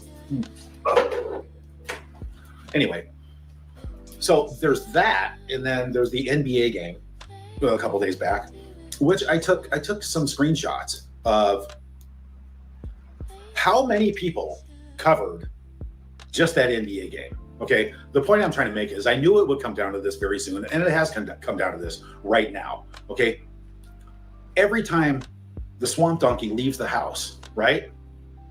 You know, a phone call is like, you know, a swamp donkey. Swamp donkey. That's what he called her, the swamp donkey. Here, I don't know why he calls his half sister names, but I do know he doesn't like her. Anyway, the point he's making is that they haven't been covering her. This, even when they do cover it, people are not that interested. No one cares that she went to a game with Harry. I am just now reporting on it. This has been 2 days ago. I did mention Barack Obama getting a standing ovation at the game. I did play a video of Barack Obama responding to Donald Trump's monkey ape picture he had of him and his wife. My point is that she's losing her popularity. Without your popularity, it's going to be hard for people to notice you in Hollywood. There's no more deals. There's no more scamajams. There's no more philanthropy in it. There's no more pretending that you're something that you're not. She's a psychopath. And for her to not check on her father is, even if you do disagree with his lifestyle, if you don't agree with him having journalists as your friend, that is not a reason to cast him out into exile. It is not okay. And so she had an opportunity to fix her reputation if she had reached out to her father like she should have. Some people wouldn't have thought, well, at least she reached out to her dad. At least she said something to him. At least they have a relationship. I didn't think she was going to do that much, but she did. Good for her. Maybe she's trying to make amends with her father. No, she wants nothing to do with them. And Harry just goes along to get along. He should be demanding a more of an accountability for Meghan and her family. He should want to know more about her. Not coming out of her mouth, not her fake fairy tale story, but the real deal. Her father took care of her and raised her and gave her everything she possibly could want and need. Without him, she would not have been able to marry a prince. But once you get what you've got, once you get through using a person and you don't need them no more, that's how Meghan does. When she gets through using you and she doesn't need you anymore, you're going to be something called markled. Like Omid Scobie. He's not friends with Meghan. They don't talk like that, like they used to, and da-da-da-da-da. As a matter of fact, she was trying to distance herself from Omid Scobie when that allegations of Catherine and King Charles being the racists in the family, making up a fictitious story, living in this fairy tale land that doesn't exist. Snap out of it. Maureen says, Meghan asked her father years ago to disown Tom Jr. and Samantha, and he refused. She punished him for years for that. She's evil. Yeah, she's punishing him. This is her. He feels like, what have I done to deserve this from you? What have I done to deserve the silence and the just blatant disrespect for her father? You know what? A relationship, a woman's relationship with her parents, it just depends, not always. If a child has a good relationship with their parents, where was I taking this?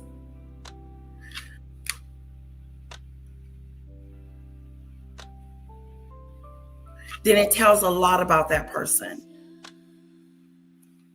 if you take me, for instance, how I respect my mom and dad, that says a lot about my character.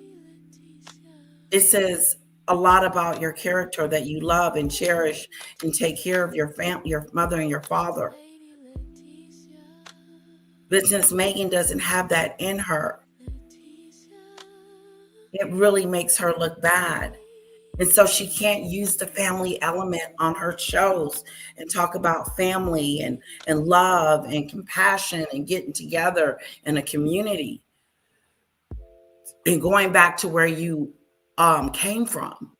None of that is happening for her. Come take my picture. You're coming. And spread out over 20 different social media outlets that are all paid. They're all paid for, which is ridiculous. It's just insane and ridiculous. So here, let me just so you guys don't think I'm as crazy as I'm not even nearly there, but anyway. Okay, 1, 2, 3, 4, 5. This is 5. Okay, next page. Look. 6, 7, 8, 9. Next page. 10, 11, 12, 13, 14. 15, 16, 17, 17, 18, 19, 20, 21, 22, 23, 24, 25, 26, 26. Get to the point. Bring the point 27, in. 28,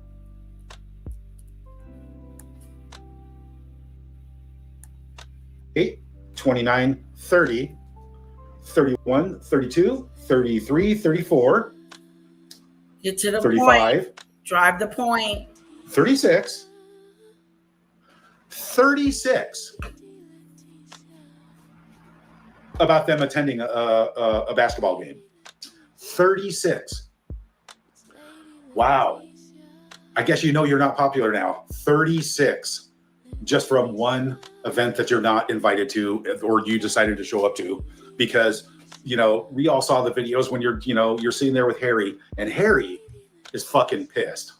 And I did say Harry is fucking pissed. He doesn't look pissed. He looks disattached.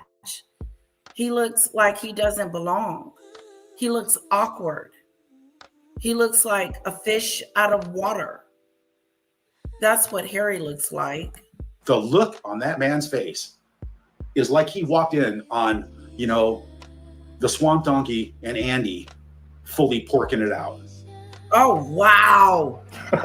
Oh, my goodness. Thomas Markle Jr., shame on you. He'll just say anything, won't he? My chair is messing up. He said,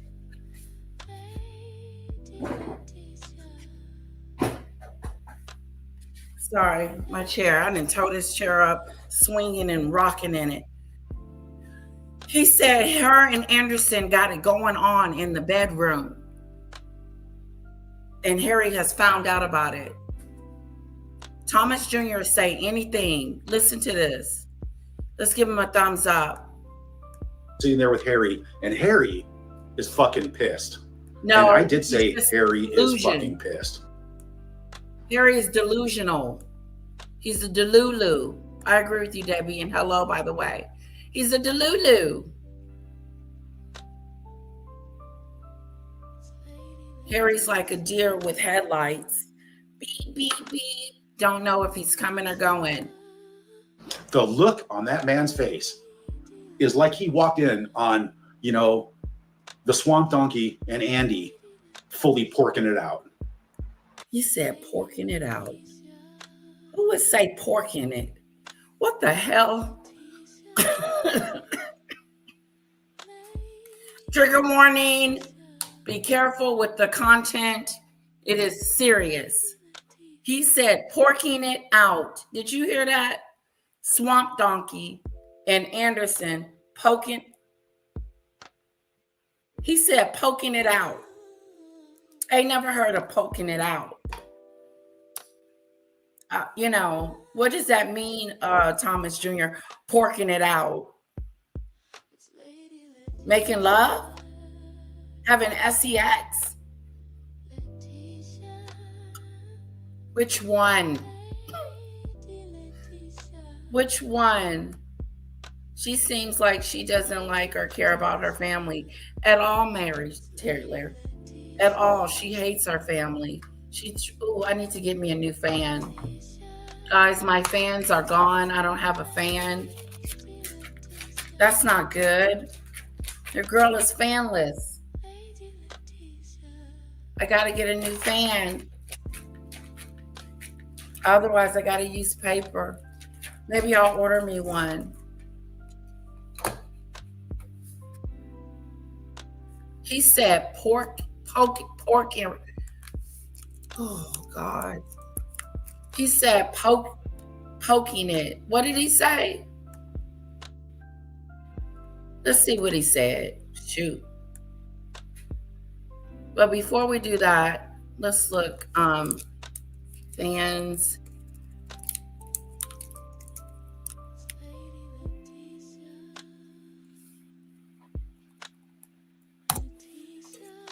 Oh, look at this one. It's got flowers on it. It's so many of them.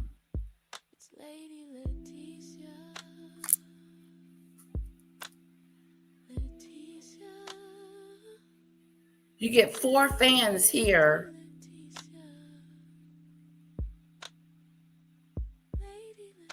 I'm trying to think.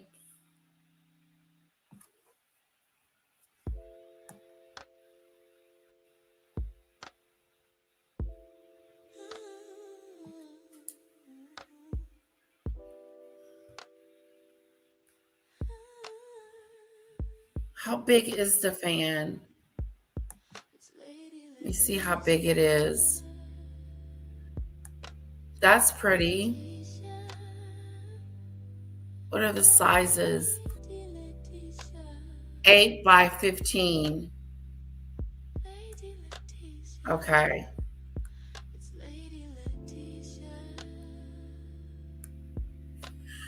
Ooh, I'm sweating all of a sudden. Let's go here. Let's see.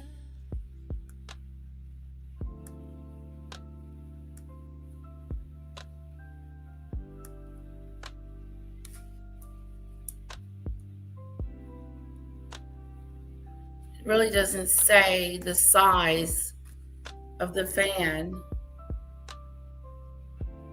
Okay, there it is. Yeah, I'm going to get this one. When will I get it? Buy now.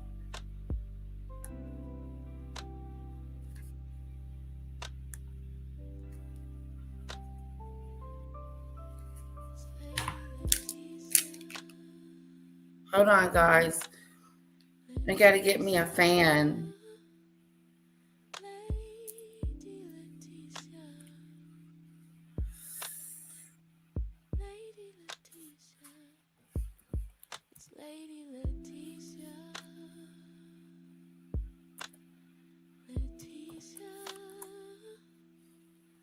All right.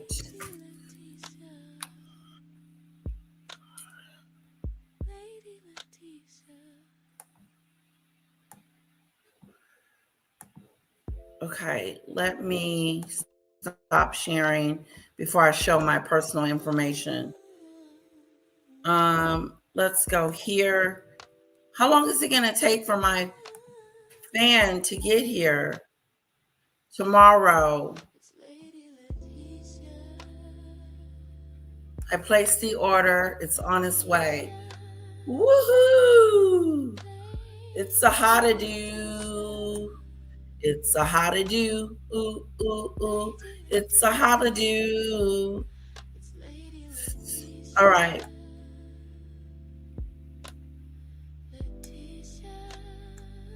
Back to Thomas Jr.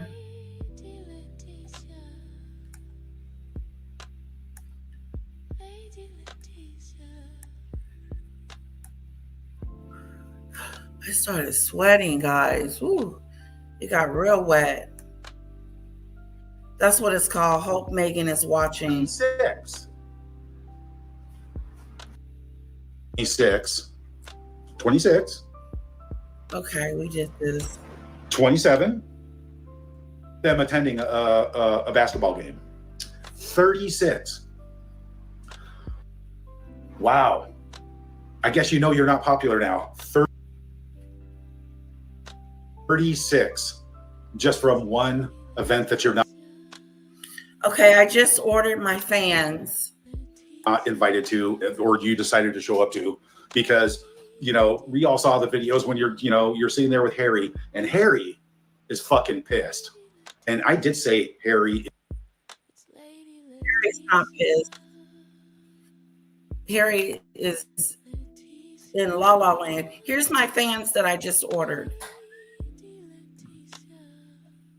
I got this kind.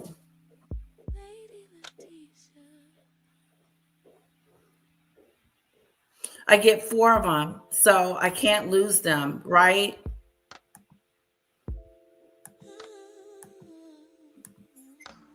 is like he walked in on, the Swamp Donkey and Andy fully porking it out. Porking. The look on his face when that one basketball player, I don't even know who it was because I don't follow the NBA, but he walked by and Meghan glared at him with a smile like she wanted to just jump in the barrel for the glory hole. It's like, come on. And Harry jump in the barrel with the fully porking it out. The look on his face when that one basketball player, I don't even know who it was because I don't follow the NBA, but he walked by and Meghan glared at him with a smile like she wanted to just jump in the barrel for the glory hole. Jump in the barrel for the glory hole. Porking, jump in the barrel for the glory hole. What is that, Thomas Jr.? Hello, Mary.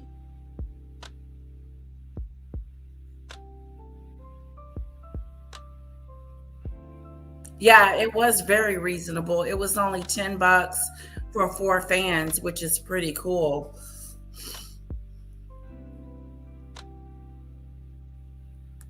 Should say what, Lisa? I brought some of those fans. They're really pretty. I hope it's big enough. I hope I don't have a small fan. Yeah, it said I should get them tomorrow. Thank you, Lisa. It's like, come on. And Harry just sat there watching the Swamp Donkey stare at this man, knowing that the basketball player has more money than Harry. Yeah, brutal. But 36 articles, and that took me 3 minutes to collect those, right? So you've got the wet, soggy Motel 6 comforter photo shoot at the charity thing, right? Uninvited, which was just horrifically disgusting and pathetic and gross and nasty.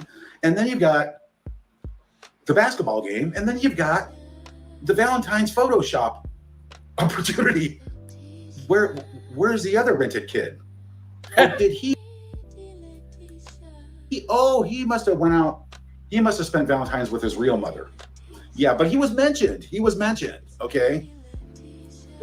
So, one more while I got you guys here. So, I'm a little rusty at this, and I always get nervous, and I just do. I always get nervous when I'm off the air for so long, and then I come back. But this one caught my attention, called Viral 46. American Express sues Meghan for $2.3 million in unpaid bills. Now, I don't know. I would, if I had to guess, I would say that's fucking true. Okay, I would. If I had to take a wild guess at this. No matter how perfect I tried to portray myself. My attention, called Viral 46. American Express sues Meghan for $2.3 million in unpaid bills. What? Now, I don't know. I would, if I had to guess, I would say that's fucking true. Okay. I would. If I had to take a wild guess at this, I would say American Express is actually suing Meghan Markle. Allegedly, in my opinion. But we'll find out, because You know, someone just sits around and suppresses the news constantly and only puts out what they want to put out to make themselves look good. Okay. It's hot in here because the air conditioner makes too much noise. But getting back on the subject now. So yeah, I've been gone for over a month and a half, and it's just I can't do it anymore. I can't overlook this. Why this, slee stack, shitbag, walks around pretending everything's fine, digging her claws into, chicken boy. Walking around like everything is fine and everything is just okie dokie, pretending like her father isn't in the Philippines with an amputee leg and going on with life, business as usual. Business as usual. Moving on, nothing to see here. I'm not going to see my father. I'm not going to see him. Screw that. He's dead to me. He's gone. You remember what he did to me. But she wonder why she's not doing great. She's wonder if she is wondering, maybe she's not wondering. Maybe she's in Delulu and think that everything is okay, especially now that she doesn't have any deals.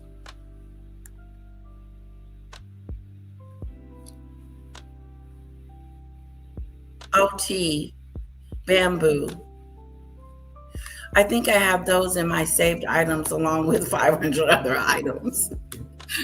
I know, Lisa, you have to be careful not to hit that button that says buy, and you buy all 500 of those items, and there you be. They be coming to the door.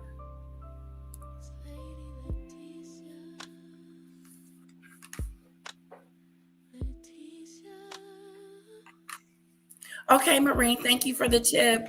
I appreciate that so much. Continuously, right? Because that's the only thing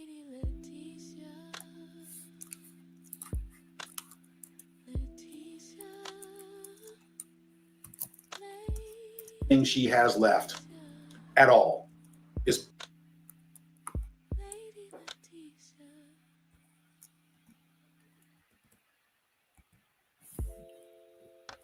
is Harry's title. That's all she has left. Is Harry's titles. That's all she ever had. Is Harry's title. That's all she ever had was Harry's titles.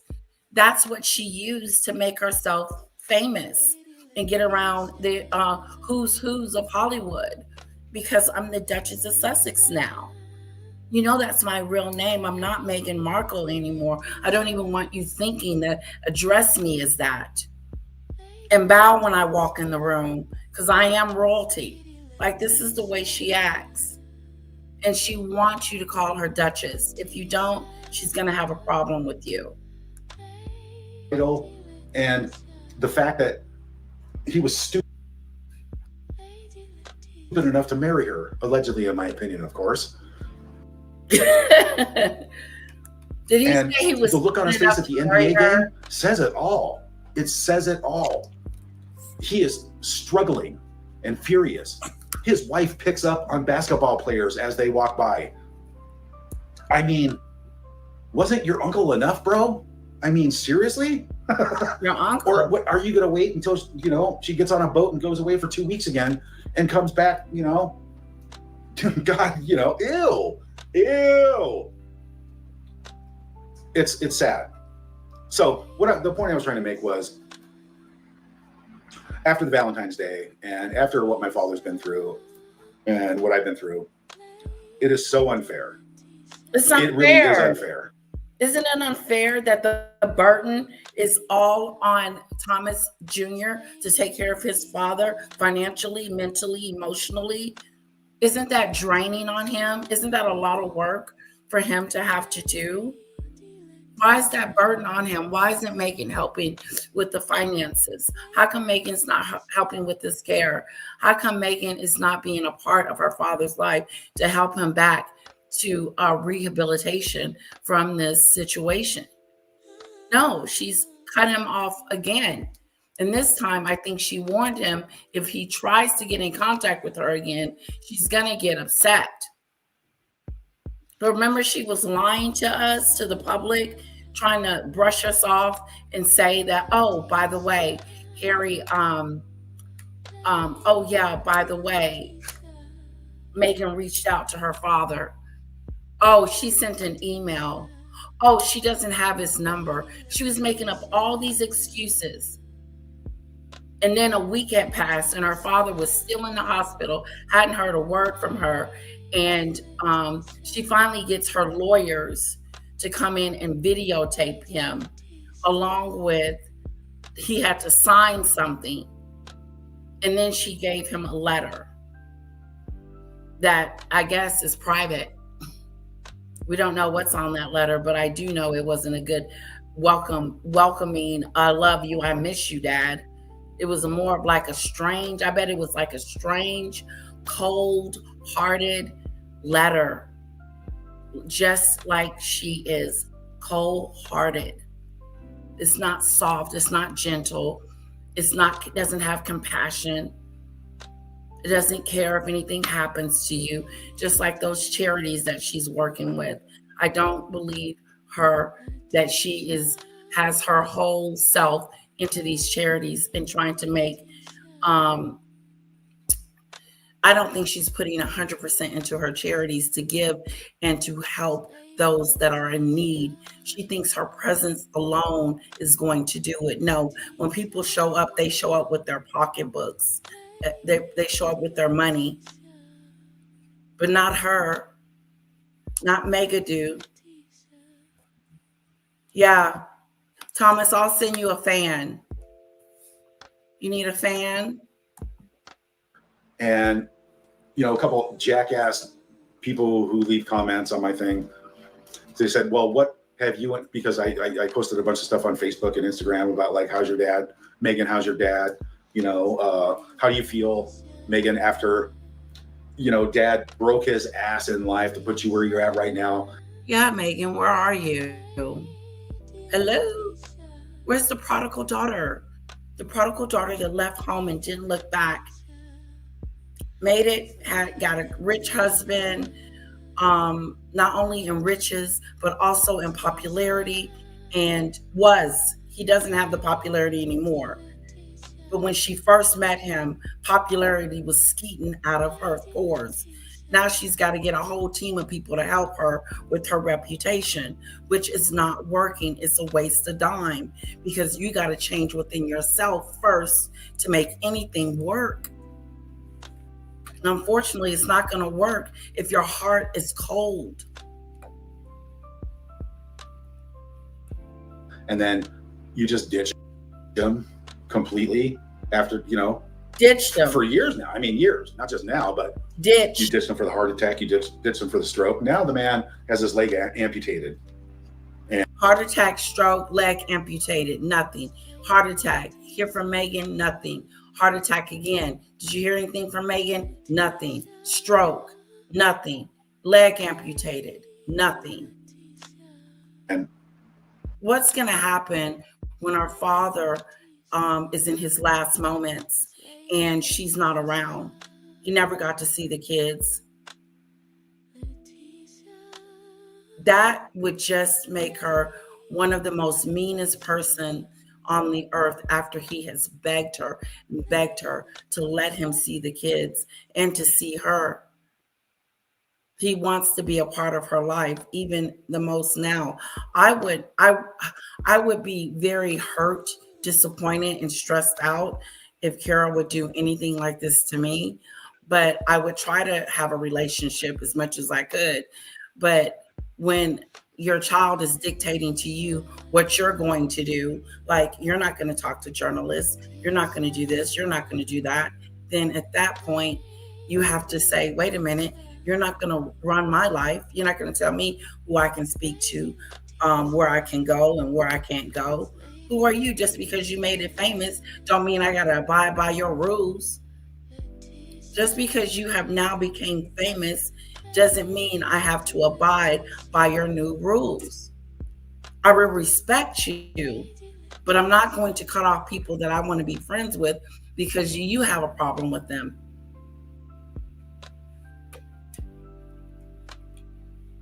You ditch them now.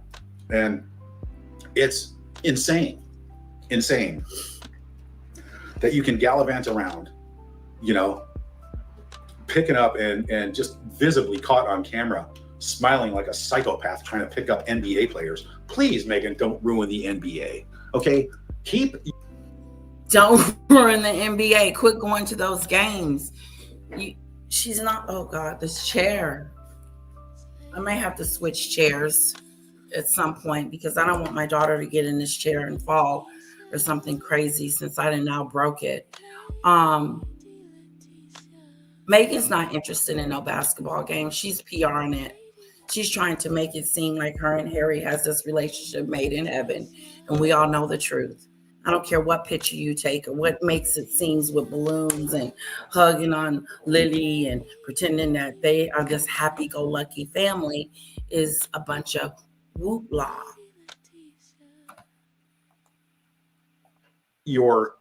Hey guys, Danny Robinson is on.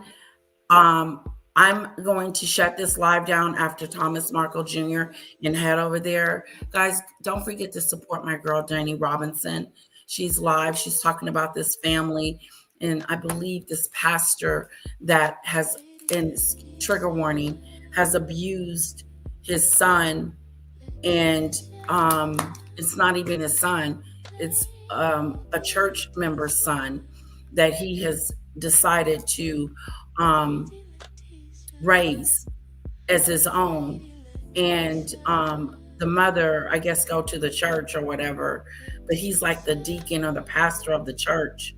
The point is that the little boy had bruises and stuff on him, trigger warning, and they put him back into the same custody as he was before. They put him back into the same. If you remove a child, remove the child. Don't put the child back into danger.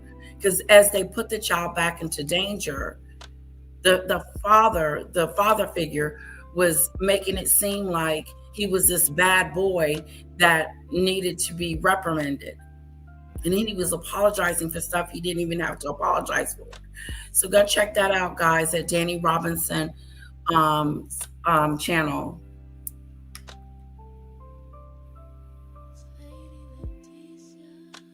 Okay, thank you so much, Demon Dictator, because you know I'll forget.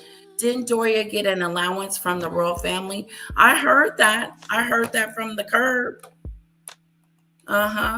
Nasty yacht stank ass out of the NBA.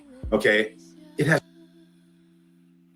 no business anywhere but in, your husband's face, because he chose to marry that swamp, allegedly, in my opinion. Seriously. It's just, you just gallivant around like your shit doesn't stink. But keep in mind, you have 16. Ooh, he know he can come up with some words to talk about his sister. He said that she walks around like her poop don't stink. Okay. Like it come out looking like sprinkles. She's got sprinkles. Sprinkle dinkles. Freaking bathrooms for a reason.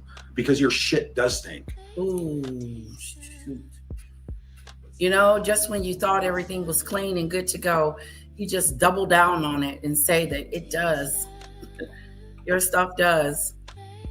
And everybody in Montecito, I'm sure the complaints pile up on a daily basis of the stench coming from your house. Woo! Because of your 16 bathrooms. Allegedly, in my opinion, of course. But gallivanting around, okay? Why isn't dad being taken care of at the highest level? Because his daughter Why abandoned have you him. not given one stinking cent I towards his changed medical it to bills? Bird. Why? Maybe he And needs back online because the headline I put on my thumbnail. I hope Meghan is watching. I hope Meghan, along with all of her shit-stained flying monkey stupid ass Sussex squad, are watching. Because he hopes you're watching, sister, and your Sussex squad. Because that's the only fans in the world that she has left is a few hundred Sussex Squad. That's it. You know, who drank the Kool-Aid, who are that stupid. In a wow, cult. that reminds me of something that's happening right now in the government. Wow, your fearless leader. Wow, it's just unbelievable. The man who broke his ass to put your swamp ass where it's at right now. And wow, what? No visit? Not $1 towards his medical bills after he... No visit, no money, no word on the curb, nothing. Just, you mean nothing to me. Laid out over $500,000 getting your stank, swampy swamp donkey ass where it's at. Wow, give me a break. Why is dad not in like the best medical care right now? Yeah, why ain't your dad in the best medical care? Why do you have your father in this, not in the best of Medicare? Because you can afford it. You can give him the best of the best if you cared. I'm surprised your PR team is not telling you that this is a good way for you to help your reputation, but you don't want to hear it because you don't want to have that headache. Well, you control everything. Control the situation. Control the meeting with your father. You control everything else. But you want to pretend to us that you're this. It's interesting. It blows my mind. This is what blows my mind the most. That her pretending, her manipulation, her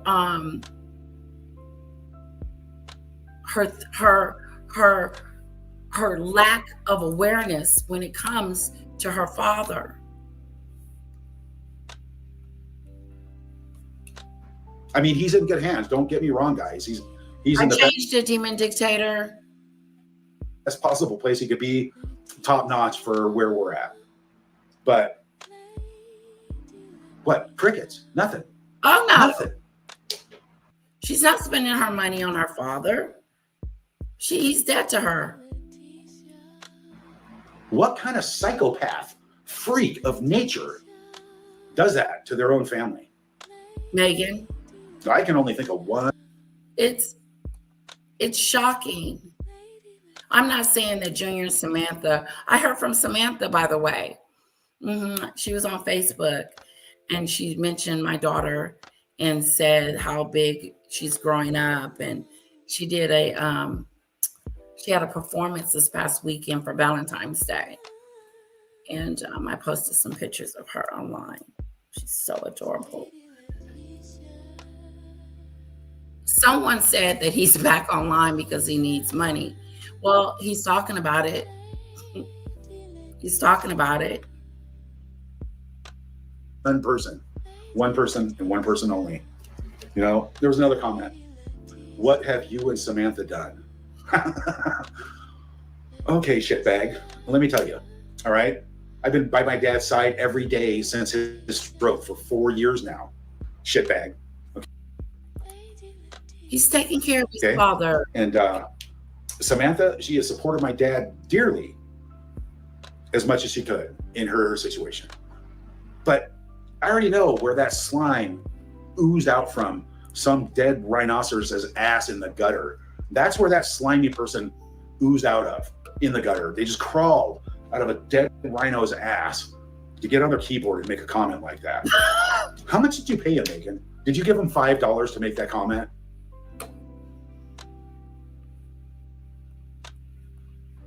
Does that to their own family? I don't know why it's doing that. I can only think of one person, and one person only.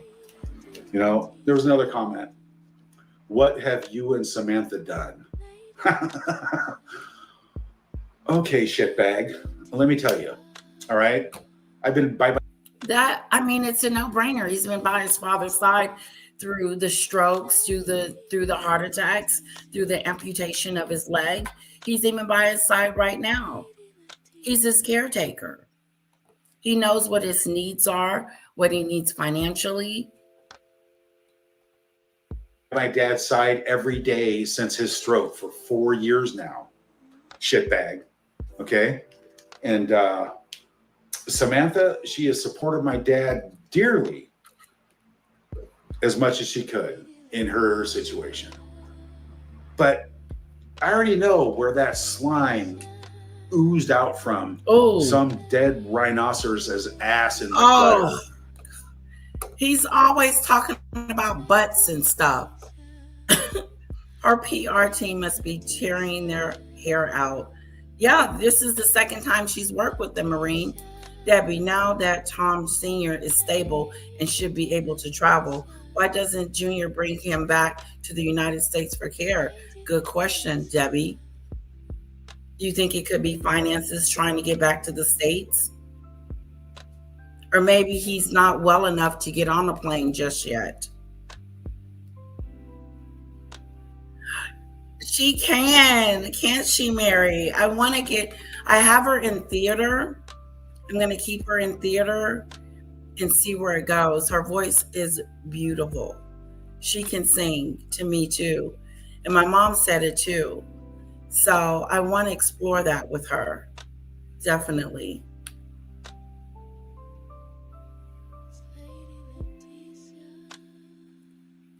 I changed it to 1 p.m. Demon Dictator. Senior insurance would cover his care in the U.S. Yeah, but it's getting there is the problem. And maybe he doesn't want to go home. Maybe he wants to stay in the Philippines. But I don't think he would oppose of it if Meghan called up there and said, let's get my father closer to here so I can take care of him. But that ain't happening. But she wants us to watch her putting ornaments on a Christmas tree, picking out a family tree and cooking dinner for family. What family? What family Doolittle?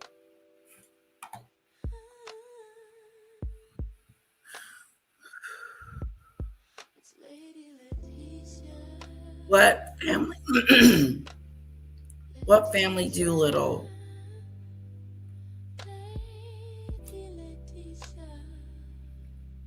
Okay, what just happened? Oh, I'm not giving you any more money. StreamYard wants more money. That's where that slimy person oozed out of in the gutter. They just crawled out of a dead rhino's ass to get on their keyboard and make a comment like that. How much did you pay him, Meghan? Did you give him $5 to make that comment? I mean, seriously, because that's the only swill, disgusting slime people left that support you, Meghan, is this handful of Sussex slime.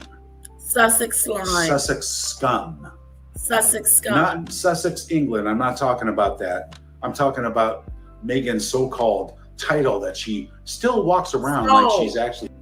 She stole the title. She stole it. She's a thief. Meghan's a thief. We can add that to her resume. You stole the titles. You were supposed to leave them on the counter since they were racist. Why would you want a racist name? Why would you want to be attached to something like that? It don't add up. No, it doesn't add up. Especially the part where I forgot my thought. Let's move on. Somebody, you know, it's fucking weird. It's so pathetic and weird. It's not even funny. But all that aside, guys, all that aside, seriously, it just dawned on me the other day. It's like what I've endured and what I've gone through and what I'm dealing with now, you know, is monumental and it's life-changing, not only for my dad, of course, for me too. And it's not easy for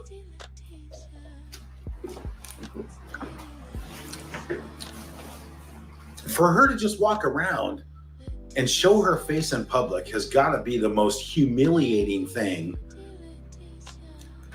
I still talk to friends in Montecito, quite a few of them. And Rick, if you're watching, Rick, congratulations on your wedding to Teresa. That was awesome. I wish I could have been there. Obviously I can't, but Rick O'Shea, you're a great friend. And Dana Mazzetti, if you're watching, Dana Mazzetti, you know, I miss all you guys. Will Pritchett, I miss all you guys. And I've been invited to every function you guys put on for Halloween, Christmas, Teresa's dance, the dancers, everything. And I can't make any of them. And it's heartbreaking because you guys are great friends. But yeah, the Montecito community speaks to me too, their shitbag swamp donkey. And it's pretty fucking hilarious what they say about you. So, Meghan, when you walk around there with your nose up in the air and your little swamp flaps, your yacht flaps dangling between your legs, walking down the street thinking your shit don't stink, and everybody has to bow down to you and everybody loves you, you might want to think again because they're all calling you the best of the best words behind your back. Nobody.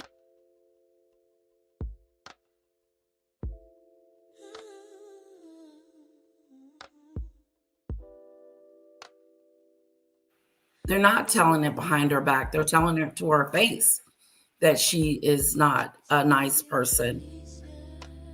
Not at all.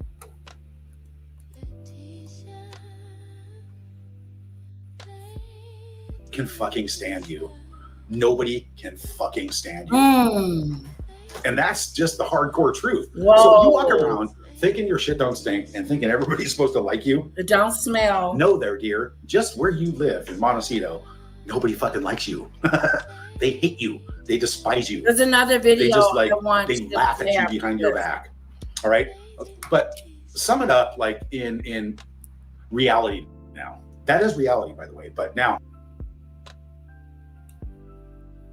other reality is the fact that Hollywood, the entertainment industry, one more time, people, Entertainment Tonight, Entertainment Weekly, people, all, Meghan's little shitbag paid PR people, right? All these people are going to be like left holding the stick, right? They're all left holding the stick now, but Hollywood doesn't forget. But Hollywood is that big, huge circle where everybody's on that. You know what? So who gives a fuck about them anyway? The whole world needs to cut that off right now. Cut it off at the knees. It's a vicious, disgusting cycle, right? I mean, I definitely want to, I would like to see one or two people just eat shit first for my own personal satisfaction, but wow. They're all going down, allegedly, in my opinion, because but Hollywood doesn't forget. But right now, people are going to forget about Hollywood, okay? No more money, no more views, no more this, no more that. They're all on it. They all got to go. And everybody needs to be on the right side. The right side. Choose wisely. And I did see it. I did see it with my own eyes. There was a page or two there with Prince, Harry, and Meghan sucks a lot Merkel. Right there in black and white. On the list. What list? What, did I say list out loud? What am I talking about? Damn it. Anyway, it's going to be a very interesting year. That's what I know for sure. It will be very, very interesting. And everybody be safe.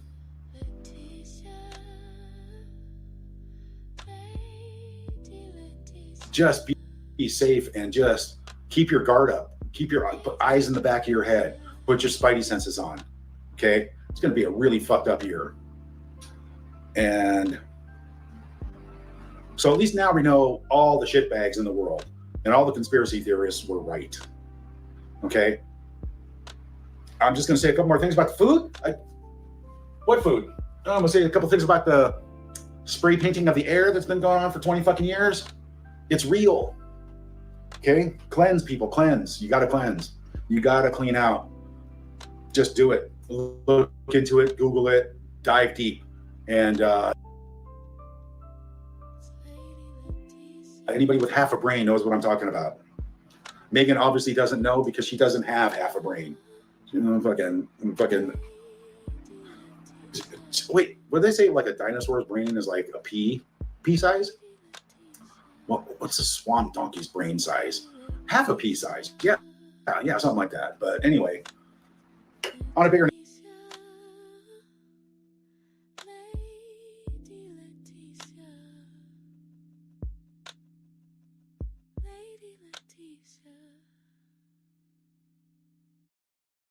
If that just, adds upon everything else that the entire world is going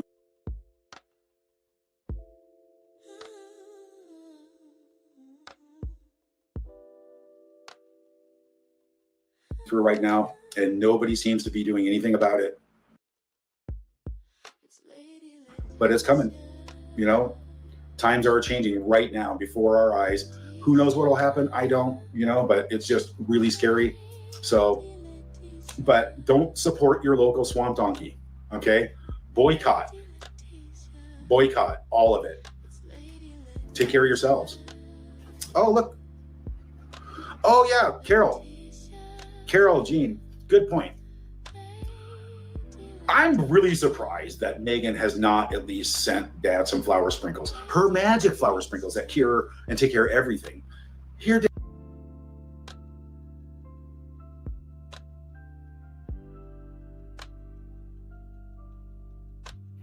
She's not sending him anything. There's my email, Lisa. Zero, zilch, nothing, kapook. Nope, not sending you anything. Daddy, here, sprinkle these and make your leg grow back. Not even flower sprinkles. Sprinkle this and your leg will grow back. Send the man a candle without a wick. No, he didn't say sprinkle this flower sprinkles on his leg and then his leg will grow back. That's what he just said. That she didn't send any flower sprinkles, but if she had any flower sprinkles, just sprinkle it on his leg so it can grow back. That's what he said. Did you hear that?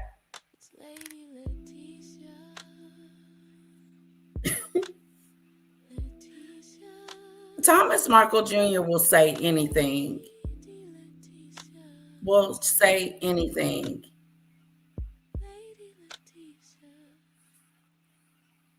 Yeah, like, hello.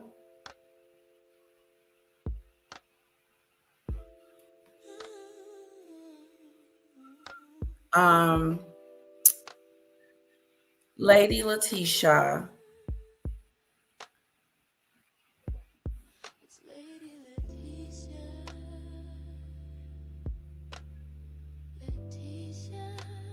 All right, I'm looking for. Here we go. Might as well support myself. Right here, Daddy, in case the power goes out, you can look at this candle in the dark because it doesn't have a wick. Because I'm fucking stupid. Oh wait, here, Daddy. Here's some raspberry jam. Okay, spread this on your wound, on your leg, and it'll magically grow back. It's like nothing. Not $1. Not even magic flower sprinkles. He's talking about the money. He can't believe that she hasn't helped, hasn't provided, hasn't sent any money to her father. It's up to him and Samantha, period. He has a very rough sense of humor. Very rough. It's weird, right? Wait, let me back up here because this is all because why, Meghan? Why, Meghan? Because Daddy talked to the press. Is that what it is? Yeah. Daddy's talking to the press. I can talk to the press. I can take pictures and photos. I can be in a PR moment, but not my dad. My dad can't talk to the press. It's illegal. No, you put your father in a situation that you didn't put your father in this situation, but the fact that you're not helping your father is really, really telling. It tells a story of who you really are instead of trying to mask and pretend that you're someone that you're not, and we can see it. We see right through you. We see the narcissistic behavior. You can't pretend anymore that you care about people if you don't care about your dad. I think she misses the mark each time. What, Daddy, talk to the press because you don't answer his calls, you don't do anything, and he's got to communicate you through the press like everybody else? Is that what it is? Yeah. Oh, now it makes sense. Yeah, okay, yeah. Wow. I remember just like disowning everybody in my family just because they did an interview. Wow. Geez, Meghan. I remember my first shot of horse tranquilizer. What the fuck was that in your baby bottle growing up? What, did Doria spike your bottle with PCP, crack, and God knows what else? Allegedly, in my opinion, who knows? But we have big questions now. Where is your moral compass? Who the fuck are you? What moral compass? Like disowning everybody in my family just because they did an interview. She's disowning he said she's disowning everyone in the family because we did an interview. Like, seriously. It really is that. It really is that. She cut them off because they did an interview. But she went on the Oprah show and talked about the royal family. They didn't cut you out. Excuse me, let me say that again. She went on the Oprah show and was dissing and talking negative towards her family and the royal family. But the royal family didn't cut her off. No, they didn't cut her off because of her actions, because she went on the Oprah show and started talking crazy. They saw her after the Oprah show. She went to the Queen's funeral. She had the cameras, Netflix cameras, at the funeral. It was so tacky. And the person that should know better is Harry, knowing that he shouldn't have allowed her to bring the press to his grandmother's funeral. Very disrespectful and distasteful.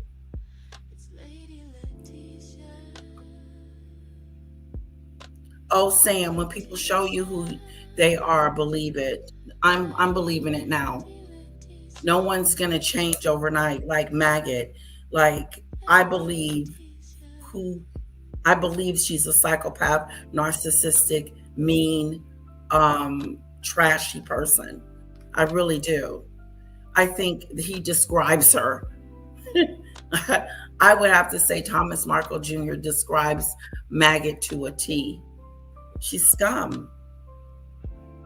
When you target someone as she has targeted me, she has struck my channel.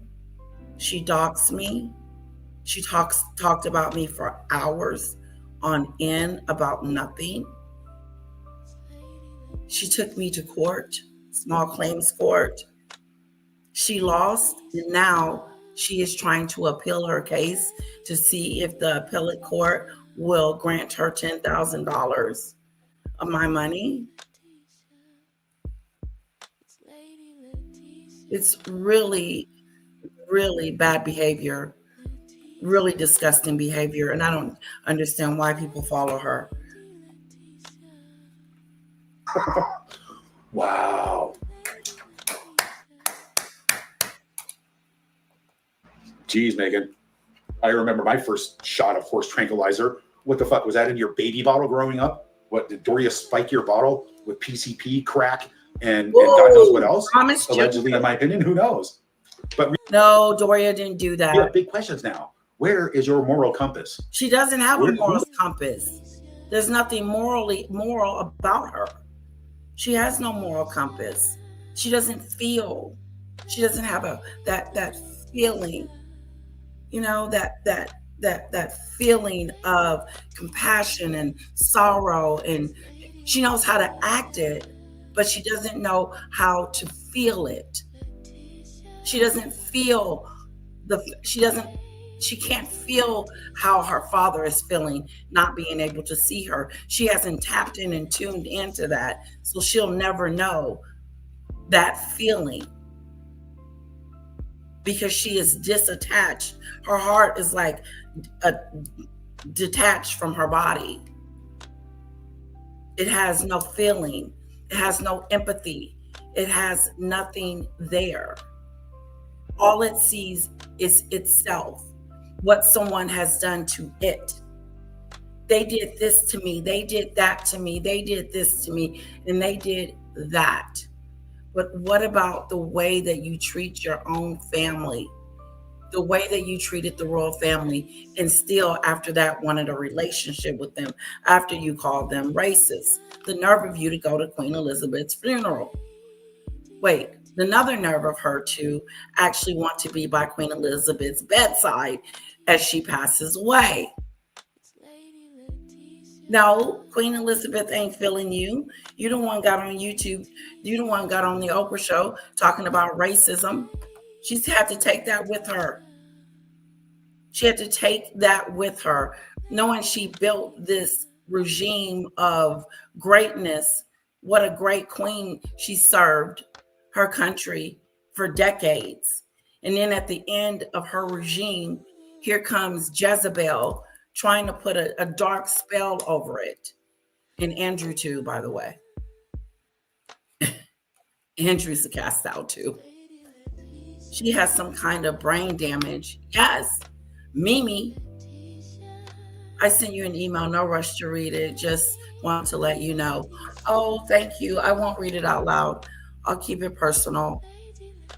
Let me go ahead and take a look at it. Let's see what else Thomas Jr. has to tell us. Who the fuck are you? Ooh. It's mind-boggling. You know, Meghan, you've had so many chances to do the right thing. It's not even funny, right?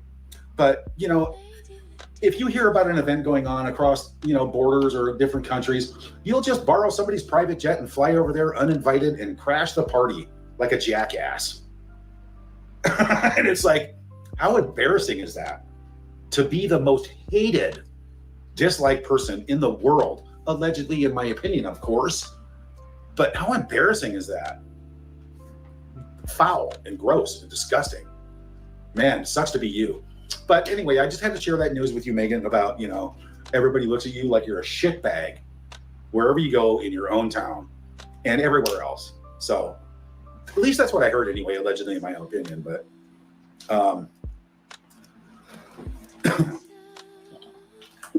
but I'll say it again before I end this podcast. Anyway, I'm feeling better now. I've dealt with my own personal issues. I read my it. own Great personal idea. space and everything else that I've got to deal with now. And, you know, the plate's full and the reality is set in, and it's a lot, you know, but somehow I get through it. I always do. And so while Meghan, you know, hopefully your private jet doesn't crash. Hopefully it doesn't. God forbid that would happen. But I would go to the crash site actually and just pick the jewelry off your nasty body and pocket it and pay for Dad's medical bills. Did I say that out loud? Oh my God. Allegedly, in my opinion, just a weird like dream that I had. I don't know. Anyway, it's just, you know, mind-boggling how you could just continue to walk through life and not even give the man a phone call and pay for the, you know, the best medical care that Dad needs right now. You know, he's going through therapy, he's going through physical rehab, and, you know, we're gonna have to get him fitted for a prosthetic here pretty soon and get that man walking again. So that's the goal, that's the priority, and I'm good doing that. And I hope next time, Meghan, that you see a disabled person or somebody who has, you know, only one leg, I hope you think real hard. And I hope karma beats the living Christ out of your mentality. Because God knows. He is harsh. Meghan, God knows. He's got a special place for you right next to that cabinet. You know, when you're not even going to get up there. Ooh. You know, will she make it to the promised land? He is saying she may not make it to the promised land. That ain't good. You're going straight to hell. Oh. And it's going to be like that. Oh, Thomas Jr. I thought we were moving away from this. You're scaring me. Lisa, I would love to do a live on Tyra Banks's show Especially, I watched that show all the time, every season, except for like a couple of seasons at the end. It kind of started to get weird. But I would love to see if we could do something like that on this show and play the Next Top Model documentary series. I don't know. Is it on Netflix?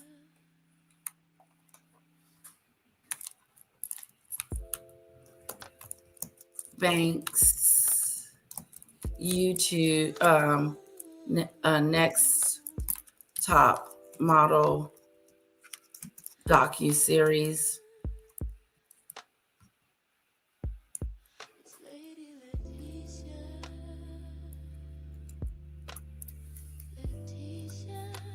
Okay. Why is Tyra Banks?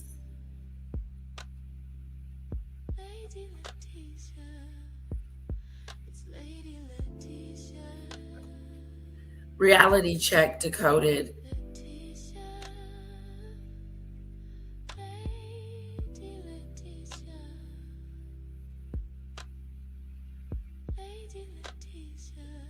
Okay, we may play the trailer after this.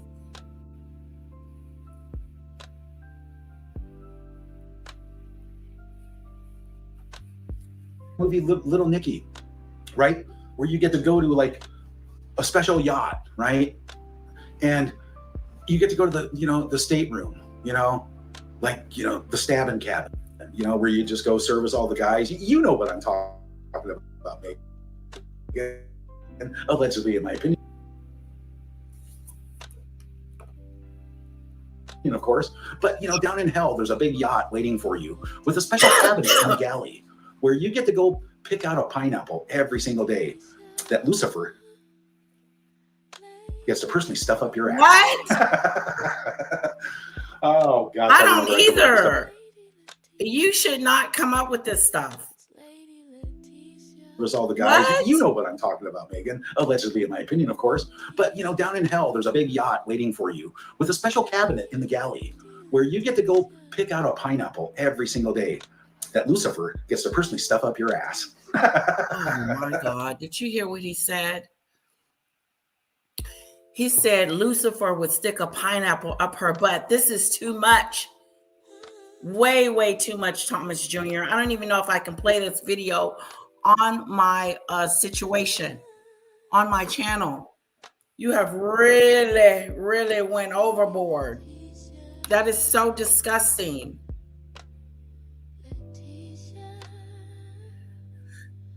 No, I can't play it, but I will take a look at it. This guy is a lot. He is a lot, Lisa. And he's laughing at himself. Ain't that something? Thomas Jr. is sitting here laughing at himself over his jokes. They're a little, not even a little, they're a lot raunchy. Really, they're not landing that great, Thomas Jr. You're really going in on your sister. You don't have to call her names and say stupid stuff like that. A pineapple, Lucifer, up her butt, all that kind of stuff. It's just, trigger warning. I can't even, it feels filthy coming out of my mouth. It feels like filth, total filth. Ooh, let's see if it gets better or worse. Oh, gosh, I don't know where I come up with this stuff. But this is all just fantasy, make-believe, the stuff in my own head. But in reality, that's what's going to happen, allegedly, in my opinion. Anyway, I love you guys. It took me a while to just, break out of my shell. It's not easy dealing with. It's a lot to deal with, not just for my dad, but for me too. So seeing Meghan gallivant around like. Seeing Meghan galloping around like ain't nothing happened would frustrate you. I know it would frustrate me to see my sisters going on with their lives and I'm taking care of mom and no one's contributing but me. I would be very disappointed, hurt, and upset about that. I would call her out, not on TV, but I would say, listen, you need to help. We need your help, And then, but you can't force someone to help you. We can't make Meghan do something that she does not want to do.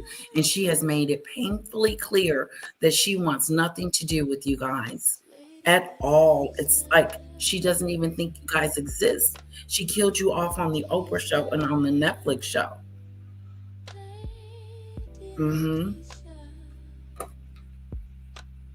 Lisa says, he is really going overboard. I'm not a fan of hers, but this is really mean. Sometimes he's not intelligent enough to use proper words. There it is, Thomas Jr. You got ripped apart because of your verbiage. You take it too deep. You go too low. You go too low. Bring it back, bring it back, bring it back some. It is just fucking pathetic, and it's hilarious. And I laugh at it. I laugh at it, but I have to make light of it because it's my dad, and she can spend $9,000 on a shit, bodily fluid stained bedspread from Motel 6 and wear it to an uninvited event and just look like a complete ass. All right, that warms my heart. And then she could go to an NBA All-Star game and flirt with the basketball players as they walk by, while a little hazmat chicken boy sits there with his bugged out cocaine eyes. Allegedly, in my opinion, of course. Did I say that out loud? Oh my God. I mean, did you? He looked. That's what's going to happen, allegedly, in my opinion. Anyway, I love you guys. Took me a while to just, break out of my shell. It's not easy dealing with. It's a lot to deal with, not just for my dad, but for me too. So seeing Meghan gallivant around is just fucking pathetic, and it's hilarious. And I laugh at it. But I have to make light of it because it's my dad, and she can spend $9,000 on a shit, bodily fluid stained bedspread from Motel 6 and wear it to an uninvited event and just look like a complete ass. All right, that warms my heart. And then she could go to an NBA All-Star game and flirt with the basketball players as they walk by, while a little hazmat chicken boy sits there with his bugged out cocaine eyes. Allegedly, in my opinion, of course. Did I say that out loud? Oh my God. I mean, did you? He looked like, man, what the fuck did you just take, bro? Well, I'd be kind of pissed too, but I wouldn't have a wife like that who just cares about, who's dick's bigger and how much money they got. And allegedly, in my opinion, but Harry, I told you years ago, Harry, get the fuck out. I told you. But hey, man, you're a glutton for punishment, and now you're in too deep. Allegedly, in my opinion, of course, this is just my opinion for entertainment purposes only. As always, read the disclosure, and if you don't like it, fuck off. Go to a different channel. But Harry, man, dude, go to the freezer.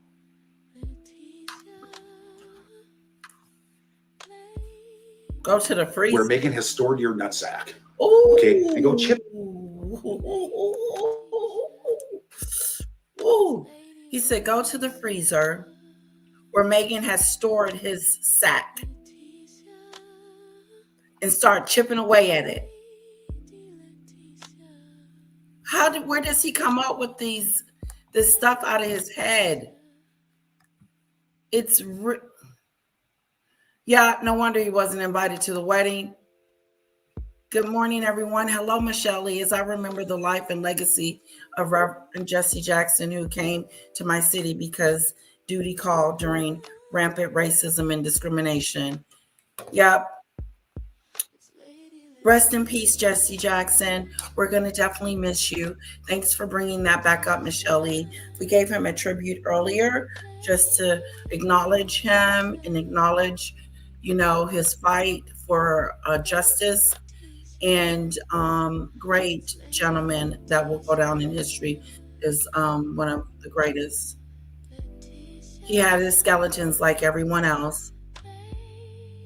When they go low, you go high. I can fully understand, says Marianne, his anger, but he shouldn't voice his rage so crudely and publicly. I know, it's like we get it, but listen to your words. They're foul. Very foul. Very foul. Now he's talking about Harry's, what's the names, being in the freezer, and they're chipping away at it. Chipping away at it. It's something. But hey, man, you're a glutton for punishment, and now you're in too deep. Allegedly, in my opinion, of course, this is just my opinion for entertainment purposes only. As always, read the disclosure, and if you don't like it, fuck off. Go to a different channel. But Harry, man, dude, go to the freezer where Meghan has stored your nutsack. Oh. Okay, and go chip it out of that ice block. Oh, defrost it. Go to a surgeon and have him sew that motherfucker back on. Go to a surgeon and have him screw it back on. What are you saying, Thomas Jr.? I might not be able to play your videos. They're too rough. He thinks it's okay saying allegedly, in my opinion. It really not. It's really not okay. It's too much. He thinks it's funny too. Debbie says, neither parent displays a moral compass to instill one in her. Good point, Debbie. His nuts are in the freezer to keep his little frozen toddler company. Well, Meghan put him in there. If that's what's in his head, he should keep it there. Okay. Dude, I told you years ago, get out. Years ago. But yeah, wow. Is what it is. Anyway, guys, I will be more constant now because, you know, I live in a beautiful place. I do. I live in a beautiful place. No chemtrails, no shit in the sky every day, good clean food, and it's making a difference. Clarity's coming back big time. Know who you are and don't ever go against it. And I will always be the good person I am, no matter what. Good person. And, know your enemies. Know your enemies. Love you guys, and I will be back very soon. Very soon. Okay, I've got to run to town, pay some bills. Dad's bills, by the way. And but Meghan, go find a glory hole somewhere and do everybody a favor and just, you know, do what you do best and take pictures and post them on the internet. Love you guys, and I'll see you soon. Oh, wow, look at that. I haven't been on here so long, I don't even know how to turn it off now. Look at all these messages held for review. Let me see that one.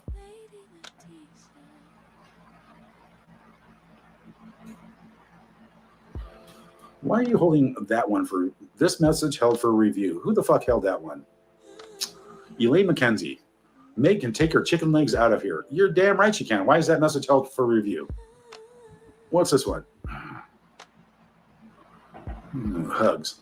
Why is this message held? Who the fuck is holding messages for review that say hugs and love?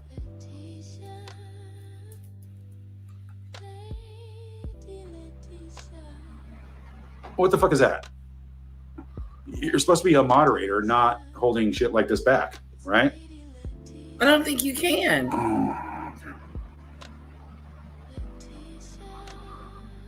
Really? All right. Well, all you moderators are fucking done. I don't know who's doing this, but that's bullshit. You're not supposed to hold. Knighton got mad at his moderators. Now he's talking about kicking them smooth to the curb. Things like that back for review when there are probably nice positive comments. I didn't know you could do that. So there's only 2 people doing this that I know of. And I need to know. I thought it was a YouTube setting that says show post before they, like, you can look at posts before they're posted, comments, to just make sure they're legit. Sometimes they leave them in review. I don't think the moderators did anything, but he's blaming them. Okay. Really? I guess now I have to go check my moderators. Wow, what else is new? Anyway, guys, love you guys so much. I'll see you in a day or two. And I'll post it hours in advance. And we'll get some good, crazy content going. Okay? And I do mean some good, crazy content. Because guess who's back in town? Fucking Meghan. Meghan, the Swamp Donkey, is back in town. Be the next starring guest on the next show. Not to mention your good pal, Chip Meghan, who just landed again in the Philippines. Love you guys, and I'll see you soon. All right. All right. All right, so Trump's mental state continues to get worse and worse by the day. What's kind of amazing to me is, bro, he's nearly 80 years old, and he still can't, like, he's one of those people who just can't help but see what people are saying about him, you know? Like, there's a lot of people who do what I do for a living, and they just can't help but, like, read all the comments, and, like, you know, it'll fuck with your head, bro. You'll go insane. There'll be 17 comments that are in favor of you and 2 that are critical, and you can't stop thinking about those 2. And I've seen good people lose their goddamn minds by being too invested in what people are saying about them, right? Well, Trump is like that on steroids. Trump very famously used to have his staffers. I don't know, he probably still does it. Go find everything that was said about me in the course of the week. And who better to ask than the man whose book entitled The Rise and Fall of the House of York was the beginning of the end for Andrew Lowney. Good morning, Andrew. Good morning.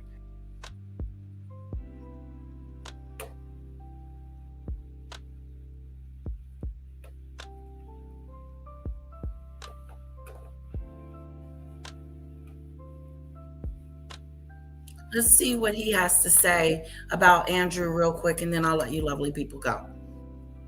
It will shock many of my viewers and listeners that Andrew remains in line to the throne. Yes, I mean, it's very difficult to remove it. You have to get permission, I think, of members of the Commonwealth. I think it's very unlikely that case will happen. So it seems to me a slight distraction. I think you know what? Let's save this for tomorrow. Danny is live. I'm going to shut this down. Here's her link. Why don't you guys go over there and show her some love for me? That's the live she's currently on. Let's go over there and support Danny Robinson. Okay, there's her link again. It's Danny Robinson. If you do a search in YouTube, her name and her page will come up if you're looking for her. So, Mary Taylor, are you going to go watch it? Whoever goes and watch it, just say you're coming from my house to hang out with Danny. Just let it know the Adews are in the house. Adews. We are the Adews. Ladies and gentlemen, and you lovely people out there in YouTube land, please don't forget to hit like and leave a comment about what we discussed today, and let me know your thoughts. I would love to hear from you and your comments. Oh, thanks, Mary Taylor. Mary Taylor is going to bounce over to Danny. So am I. I'm on my way over there. Have a good one, everybody. I love you. Mwah. Kisses.